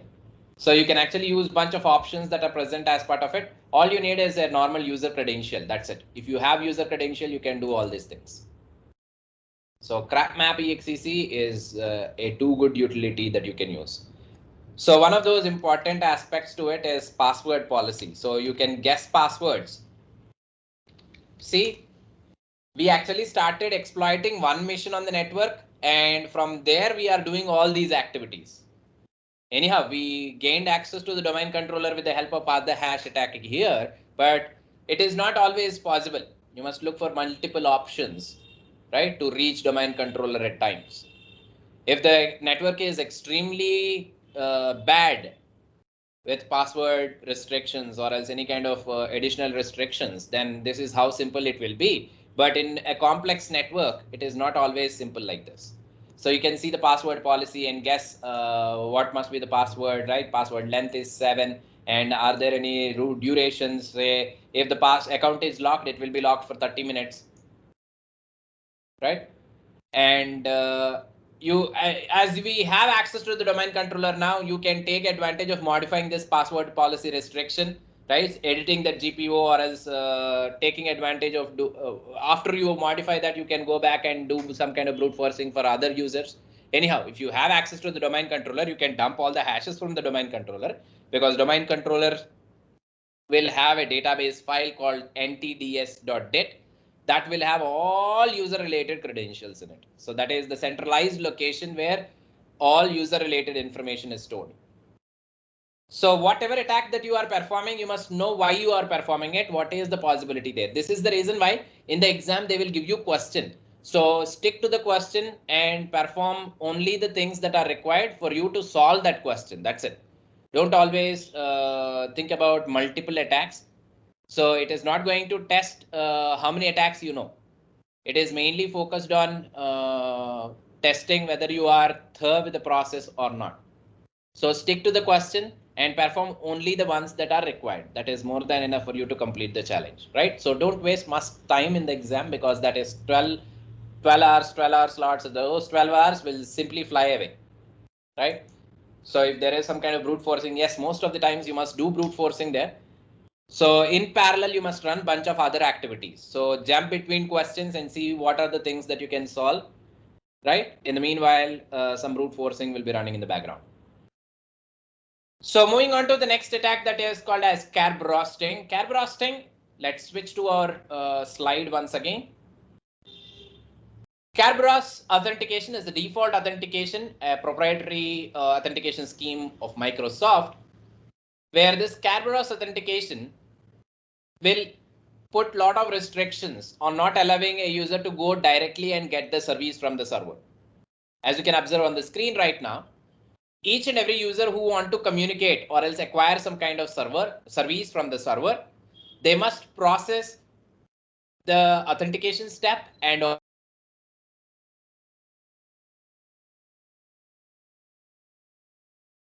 acquire the service from the server. For example, there is database service, there is some web service. To access that, you must authenticate yourself to the domain controller. So in the actual picture, we'll have two more entities there. One is authentication server, who is going to do this authentication job. The other one is ticket granting server, who is going to generate tickets for you.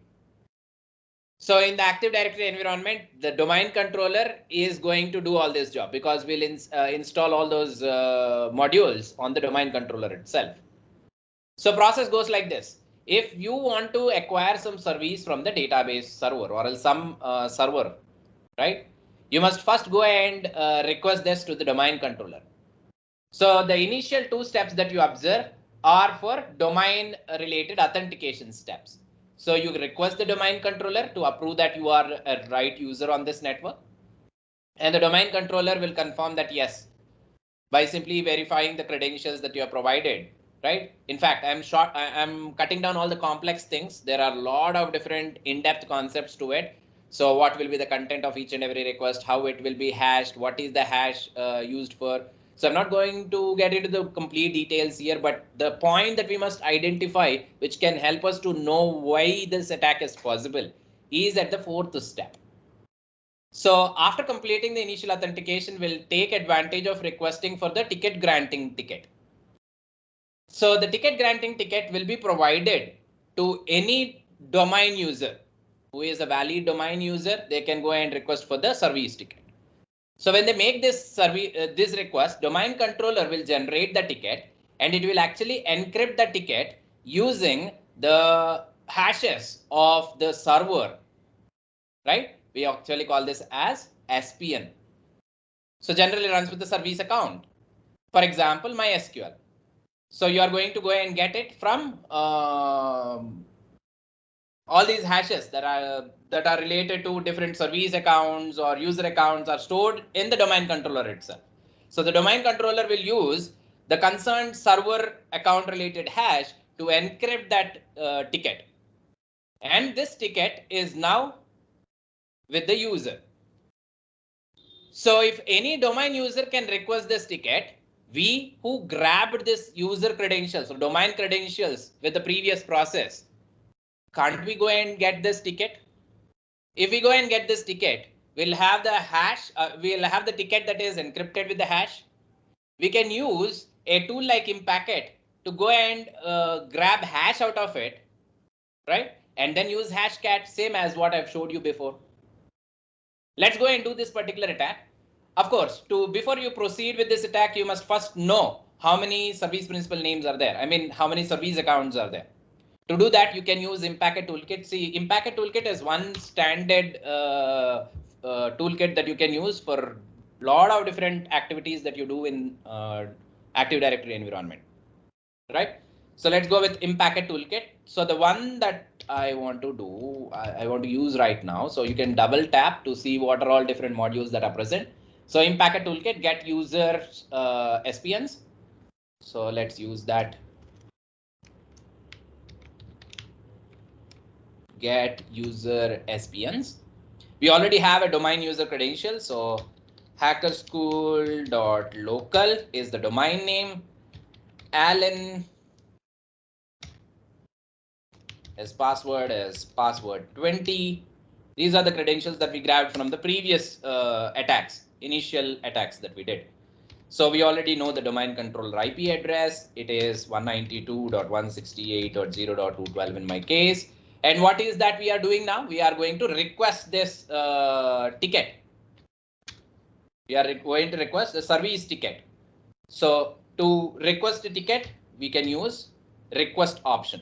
Or else you can simply run this to see how many service accounts are there. You can see there is one service account, one SPN present. So it is executed by a service account SQL service. So do you remember in the previous shells, we actually executed some commands to enumerate domain accounts. Say if I jump to shell here and execute net user domain, you can see there is SQL service account. So that service account is handling all this database related queries. Now we can use this to request. So now I'm going to use the same exact command with request option. With this, we are simply querying or else requesting the domain controller, right, for a service ticket, which I can use to access this SQL service. We have the ticket. Now this ticket is actually encrypted with service account password, right? So how to crack this? Let me copy this hash You know hashcat? We actually used hashcat just now to crack NTLM version 2 hashes. So let's replace the content of hash.txt on my desktop. Let me switch to my desktop. Nano hashes.txt. Let's delete this, Control K. And we pasted that ticket.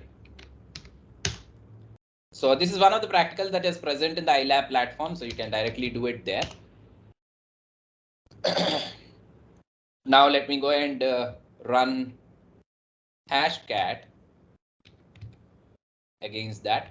But I want to know what is the module name that we get, module number or the code that we can use for this. So we are doing the Kerberos related thing. So TGT is going to process that. So it must be named somewhere with TGT request or something else, or else you can search with Kerberos. So we are going with Kerberos request, or we are cracking the response, right? We can go with this one. In fact, the default encryption type will be of 23 in case of the server that we are using, which is 2012 server. You can also try, if it is an older server, you can go and check with other encryption types. For now, this is the one that we are going to use. So it is the same exact syntax that we used before. Hashcat with -m 13100 followed by hashes.txt or hash.txt. That's it. We can provide the word list if you want to, but we don't know what is the password that is associated with it. Most of the times I recommend you to use the word list because hashcat can take a lot of time if you're not providing a default word list. So let's provide it the word list that we already prepared. It must not take much time. Even in the exam, they will give you the word list, so you no need to worry, right? So use that word list to do it. Don't use rocku.txt, right? So if you are using rocku.txt, you will be crashing that port and you know what happens from there on. So you'll be messing up with all the tasks and you will never be able to complete anything there. Very good. We are done with the job and we have the password cracked for this service account. And the password is strong password. No matter how long the password is, if it is containing some common words, this is how simple it will be. So let me go and take this password link, and you know what we will do? Impacket toolkit with PSEXEC, the same activity that we did before. Hackerschool.local, the domain name, and this time the account name is SQL service, and use this password to connect to whatever computer that you want. Why can't we connect to the domain controller directly? So 0.212. Boom, we have shell. Hello, are you understanding? System info. You can see what are the patches that are applied. You can perform a bunch of other exploitations on this domain controller directly. So this is the approach. So you must map everything first before you proceed towards the domain controller, right? So it is not always that simple, right? With brute forcing. If brute forcing technique is not working, these are all things that you must do. This is the standard type of attack that you can perform after gaining access to a domain user account. How you will get domain user account? You must first compromise one of the domain clients, right? If you compromise the domain client, then you will have domain user account. From there, you must elevate your privileges to become admin. And after becoming admin, you will be able to enumerate all different domain users. It is not always possible that all domain users will be able to perform these queries. You must try and check, right? If the current user that you gained access to have the possibility of querying that server, then you are lucky enough. And one more bad misconfiguration that I want to highlight here. So we gained access to SQL service. Are you observing what is the prompt that we have? Can anyone tell me who am I on this computer now? Service account. Very good. So the service account, who will have? Only the root users or This particular account is almost same to your administrator, right? So he have all the privileges to do whatever he want to on this computer. So where are you doing this? What is the IP address of this machine? 212. This is nothing but my domain controller.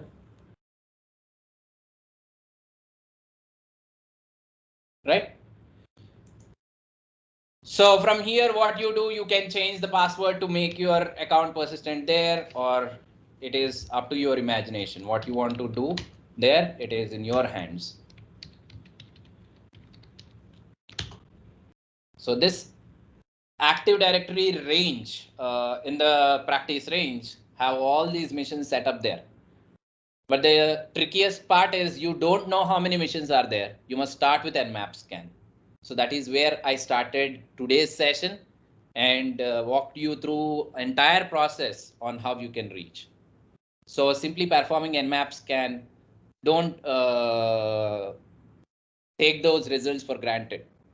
If Nmap scan is not saying that the mission is up, it may be right or may not be right, right? This is where your thought process must change. So think about defenses, right? That is where this exam is going to be challenging. If you carefully observe, apart from that particular aspect, nothing else I did out of any other tools that we didn't discuss so far. So all the tools that I've used are the same exact tools that we used from the previous modules, or the basic tools. Yes or no? So please make sure that you practice them a lot. So if you have mastery in Nmap, right? When I say Nmap, it is not only about the basic sin scan, still scan, and so on. You must be able to do analyze and map the filtered networks also. If you are seeing filtered, why it is showing filtered? Observe the network traffic with the help of Wireshark. What kind of response you are receiving, right? There is too good theory that is present in the Aspen material for all these concepts, right? Which will extend the practicals that I've given you in the previous sessions, I think in day 2 and day 3. So refer that. That is why this particular thing can take time. Give it some time. Make sure that you are confident on each and every aspect of it. Once you build that methodology, you are good to go, right? So these are different types of attacks that you can perform in case of Active Directory range. Now, leveling up the things. Do you really feel that every time the domain controller will be placed like this, directly exposed to the internet? No way. What happens? The domain controller may have some rules, firewall rules, which will allow only specific computer on this network to communicate with it. This is the exact kind of simulation that you will see in the practice range. Initially, when you perform the scan, right, you will not be able to see missions. Same as what I've discussed before as the starting practical for today's session.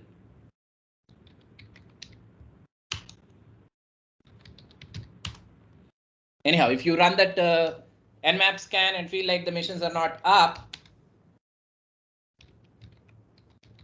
you will not be able to proceed from there on.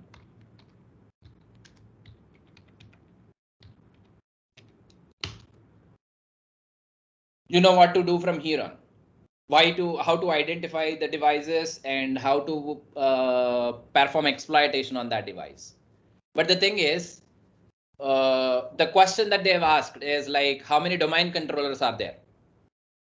What is the solution that I gave you? By simply bypassing this thing and identifying the missions that are there on the network, you will be able to see domain controller. You will feel like that is the only domain controller. But in a real life environment, you may see multiple domain controllers. The chances are the other domain controllers are part of a different network. Hello? Are you all understanding? If it is part of a different network, how you can access that? One of these missions that you are gaining access to must have some kind of multiple interfaces. I mean, it must be a dual homed computer. If it is dual homed, you must use that computer to set up your proxy. Then use your proxy chains to access that internal network. After accessing internal network, repeat the same process to identify how many computers are there on that network. Right? So this is kind of trickier question. So I started with this question, like one of those questions in the exam can be like, how many domain controllers are there? So for now, up until this particular point, our answer will be like only one mission or one domain controller, right? But do remember, there can be other domain controllers also. So based on different analysis that I did, most of the students answer them wrong because they don't enumerate the entire network correctly, right? So after identifying these missions, don't come to a conclusion saying that there is only one domain controller. Hello? Are you understanding? Only after exploiting the first mission, take advantage of doing lateral movement. Identify what are the interfaces that are present on the next mission. The same exact thing that we did last week in the 4th session. Tunneling, right? Pivoting, single pivots, double pivots. You must apply all those aspects here. Right? So in the iLab environment, you will not have everything linked like this. That is where you will never get that thought while you are writing exam. So please note down this point in your running notes. So don't answer questions immediately. For first time when you read that question, you will feel like, yes, there is one domain controller, your answer one and gone. Somewhere around 50 to 60 points will be there for one single question, gone. So you must enumerate. From day one, I'm telling that enumeration is the key. 80% of your job, even in the real life pen test, is more on enumeration. You don't know what is happening in the network, right? Until and unless you touch upon each and every detail that you identify at the initial phase. So you are only talking with the exposed devices, publicly exposed devices. The attack may start, say SMB port is not open. There is no way that you can find web service. Then what is the next thing that you must do? You must take advantage of exploiting the client mission by performing social engineering. Do you remember Office Word attack? So you must somehow convince someone from someone within the organization to execute your macro payload, gain access to that. From there, again, the same process repeats what we have discussed today and also tunneling in the previous session and so on. So please put a mind map in your running notes for all these examples that I'm giving you. So enumeration is the key. Anyhow, you may not be able to get this chance of enumerating the things in iLab platform. That is the reason why I recommend you to set up your own lab. I already gave you the instructions on how you can go with it. But let me give you yet another two good resource. I highly recommend. If I am not wrong, you must read it immediately within a day or two, right? Because as this particular concept is new for most of you. I think most of you are new to this Active Directory exploitation. Am I right? Yes or no? If that is the case, you must read this particular book immediately within a day or two, or not more than 1 week. Because now you know some basic idea. If you map them with these examples, it will be easy for you to remember them forever. Right? So that is how reading. Anyhow, my research also goes into this psychology, more onto learning things, how you can actually simplify the process. The resource that I was talking about, there are so many resources, but let me give you one, which is Hacker's Playbook. Have I mentioned this before? Yes, sir.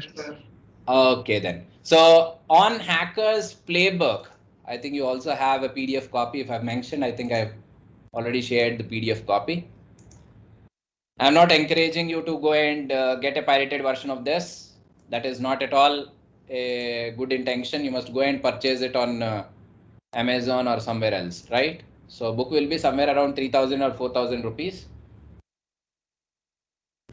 So on this particular version of playbook, in fact, there are 3 versions, version 2, version 3, and version 1.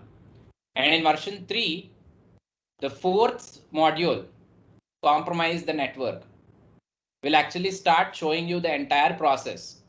Same as what we did today, but with even more examples which are out of scope for this particular course. So my intention is not to stress out yourself with all different things, but understand the methodology that really helps you in enumerating the range. Even if you are planning to write the actual CPENT exam, you must perform all this enumeration. Then only you can find out the right way to answer all the challenges. It is very simple if you do the right amount of enumeration. It is very complex, or else I can say you can never answer any of the challenges if you're not doing the right enumeration. So jump to this particular section, and there is a lab setup guide, and you can set up your own lab. You can also use the responder that I've showed you today, CrackMap EXEC. So these are all not individual tutorials. They are all interlinked. They actually start with actual process of picking up a corporate environment lab setup, and then takes you right from the basic. So what is the first thing that you must do? These are all lab setups. You can actually tweak this a little bit and adjust to your environment. It is not like you must have all 3 Windows 10 machines, 2 Windows 7 machines. No, you can adjust to your own requirement. As you can see, even my home lab setup supports multiple machines. In fact, I actually run somewhere around 25 to 30 machines or 50 machines at times to create the entire simulation of corporate network to show the demonstrations for pen testing, right? You can set up something like this to go and take advantage of applying all the concepts that we have learned. So pivoting thing, this one, right? Everything into one single picture. So set up a separate Active Directory network, right? Join some Linux machines to it, have some vulnerable web applications set up. So you can link everything that we discussed so far, say WordPress thing that we exploited in the last class. You can gain initial access through the WordPress one. So the WordPress server, the web server is exposed to the internet. You gained access to the WordPress, got some kind of shell, and from there you did some kind of enumeration, right? And moved laterally towards some other computer in the local network, and that local network mission is part of the domain, right? And there can be multiple domains, who knows, right? So all depends on how you are linking these concepts. So set up your own lab. That really gives you the flexibility of modifying all the settings accordingly. So whenever you are doing the practical, it is not like how many practicals that you did. Even if you do 1 or 2 practicals, you must be able to understand all ins and outs. This is what I exactly covered in day 2 or day 3 when we are explaining this MS17010 to give you that methodology. Make sure that you apply the same methodology for all different exploits that you are doing. Don't simply grab Metasploit, run the exploit, and clap yourself. No, that is not going to work. Right? Especially in case of CPENT environment, you will never be able to get success with blindly going and choosing the default options. You know what is the reason. I've already showed you the practical example of why it fails. Right? People will stop there. That is what causing them difficulty in passing this exam. In fact, you all know how to exploit it. If you apply this simple tips of understanding that there is a defense, keep this point in your mind. There is a firewall. It will not allow everything that you are going to throw at it. So you must tweak your payloads a little bit to make sure that you get success. So those things are clearly explained in this guide, starting with responder. So we actually started with Hydra to identify user credentials. But in this example, he started with responder to get the hash, crack the hash, and gain access to a normal user account. Right? From there, he actually used something called as SMB relay attack for doing some kind of lateral movement. But you no need to do that. You can actually use the credential here to go and use crackmap.exe to connect to a different computer on the network, or else in-packet toolkit for connecting to a different network, same as what I've showed you today. Right? So all the nmap scans that you are going to do, you can specify port 88 performing only Kerberos related enumeration. For example, there is a web application, right? And you know that that organization is using this domain, Active Directory environment. I can easily guess that as Reva is using Microsoft products, I can imagine that there is Active Directory setup done. If the Active Directory setup is done, the web application that I have enumerated before can be used to grab some usernames, IDs, email IDs, passwords. Most of the times, the same exact things will act as local user accounts. Hello? Put all those names that you have collected from that enumeration stage onto a word list and throw this at Kerberos port using nmap script to see how many of those usernames are valid usernames in that network. Using crackmap exec, you can identify the password policy, guess passwords. If not, go and build your own password list by doing some kind of social engineering. These are all real life pen test operations, right? And the same thing should be applied in the exam. Of course, there is no possibility of conducting social engineering because there is no one on the other side who can execute some scripts for you, right? That is the reason why you must see some other alternate to compromise the mission and gain access. So this article, or sorry, this book is too good to refer and get a complete picture of a real life pen test. All right. So apart from that, you can also use yet another tool called as PowerView. I don't think you will have the need of using PowerView in CPENT exam because the basic commands that you run from the command prompt that you have access to are more than enough to identify groups and other details. But anyhow, if you want to use PowerShell PowerView, you can go and clone it from GitHub. So where is that page?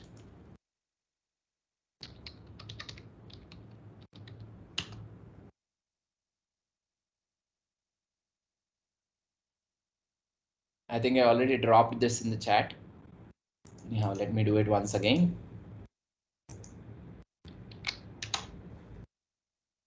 So don't by heart all these things, right? In the CPENT exam, it is open book. You can refer to all these things during the exam itself. One thing that you can do to save time is to download all these cheat sheets and make them ready before exam begins, right? So people are failing not because we are not allowing them to read books. People are failing because they don't know the right methodology. Again, I'm repeating this. I think I already mentioned this multiple times so far in this 5 days of duration.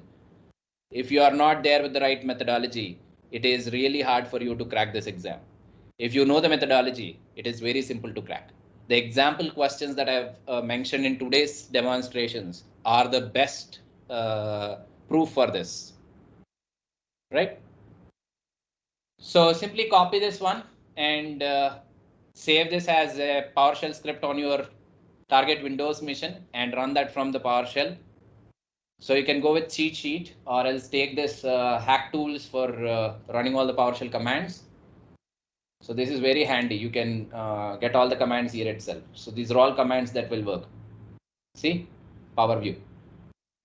So get net domain will display all the domain related information, forest related information, SIDs that you can use, right? So domain trust, group policy information. So script is here, cheat is here, follow, make sure that you run and get whatever information that you want. One common confusion that you will get when you are starting with this exploitation, what are the steps that you can apply as part of post exploitation process? That is always a question mark thing. So there will be n number of things. There is no standard process that you can follow for post exploitation. At times we may have administrator access, so we'll not do privilege escalation at all. At times we will not have admin access, so we must do privilege escalation to gain access to the admin and then proceed with other steps. At times we don't need all these things. We can directly go and take advantage of having access to that computer and then capture the flag. If the question is more on capture the flag, as I told you, there will be around 25 to 30% questions as capture the flag answers only, right? So if you see the question and if question mentions that you must go and get this root flag or else user flag, so they will clearly mention what is the file name. So they will mention user flag.txt is the file that you must grab. So if that is the case, you know that the machine is vulnerable, for sure you can exploit. But what happens when you run this Metasploit module, you will fail. Hello? But now you know what is the trick that you must apply. So go back, refer the notes, see how you can bypass it if it is possible.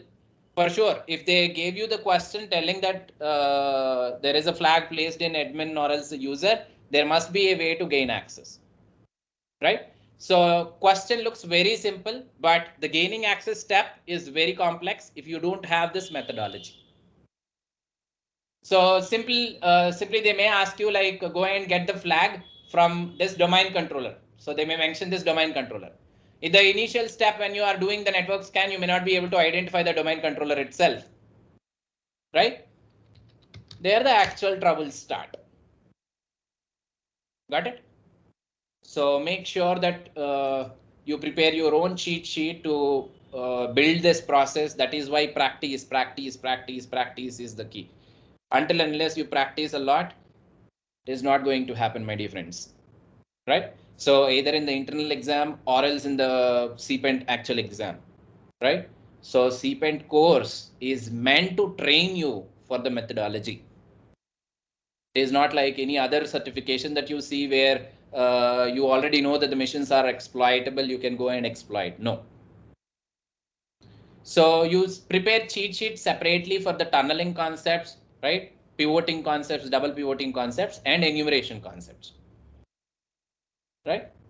So for that, the source is your EC Council material, ASPIN material, right? So read through that material. It takes time because there will be thousands of pages for each and every module, right? And it is not like you must by heart every statement, every word, everything that is present in that material, because most of the theory concepts are going to act as fundamentals. That's it, not going to support your exploitation steps in any way, right? So please make sure that you refer to that, and I will give you one more example after lunch to demonstrate what to do if the vulnerability is not exploitable, right? Or else, yes, okay, then let's do it after lunch. It may take some time, so I'll boot the machine and we'll get it ready.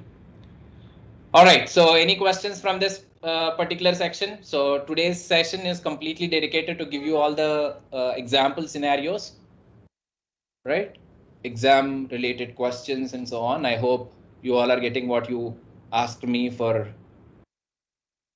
from the day one itself. So any questions from this section? So please note that at this point, everything looks very simple, right? So when I am doing the practical, it looks very simple. You will be able to understand it, right? But once you start doing it, that is where the actual story begins. So you may start facing difficulty in the lab setup itself, right?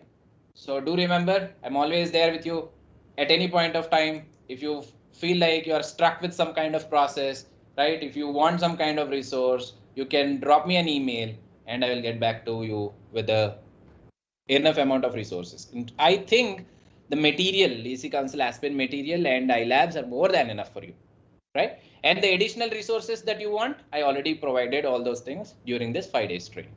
So I'm done with my job. It is your turn now. You need to go and practice it a lot, right? Only after practicing everything, you can easily perform all these activities, right? So nothing is perfect at the initial stage, even after doing a lot of pen testing, right? At times you will be in a state where you will not have any kind of way to understand how to enumerate or how to exploit, right? Take a short break, give it some time, go back to your notes, dig that again, right? So there will be a tiny little detail that you are missing during the process, which will fail the entire thing. And even you observe that most of the practicals that I'm doing in the session are live. I mean, we are directly attacking those missions. So when you are attacking, you will learn something. So the same thing that happened today when I exploited one of those, or else when we performed that pass the hash attack, right? So I was not able to gain access to the admin account, but when I used some random user account, I was able to do it. That is kind of discovery that we found when we are performing the exploitation. So make sure that you note down all these details into your running notes, especially today's first half. Rewatch this recorded lecture. Go back and rebuild your notes for this, right? This is the way to the success for the CPENT actual exam for 24 hours duration. All right, then with that thing said, I hope we are done with the major portion for today's session. It's time for lunch break. Any questions from your side? I request you all to please gather your questions and get ready with your questions so that at the end of today's session, we can discuss all the important things that are there in your mind. All right. So let's break for lunch. And once we are back, we'll be moving on to the last few modules, which is IoT, SCADA. There is very tiny little detail to it. So we need to go and check how to use Wireshark and all that said. There is no complex practical as part of those things. And even in the binary analysis is yet another too good section for CPENT, but it is really complex.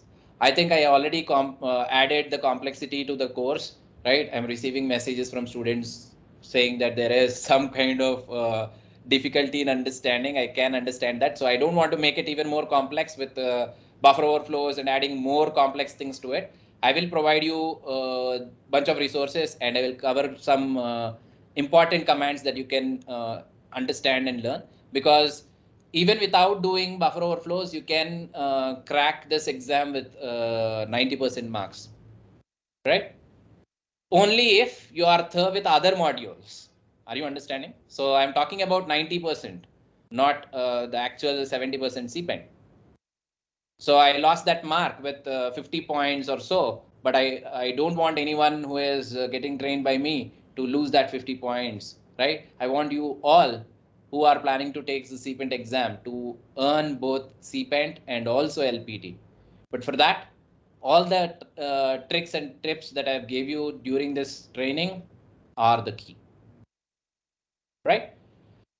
With that thing said, please make sure that you put down all your questions into the running notes so that at the end of today's session, when I host this Q&A, you will be able to get all your doubts clarified. All right.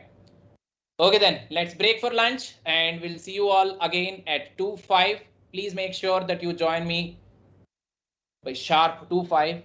So we have a lot of other things to discuss and also go with Q&A. All right. Okay, then that's it. We'll see you all at 2:10. Until then,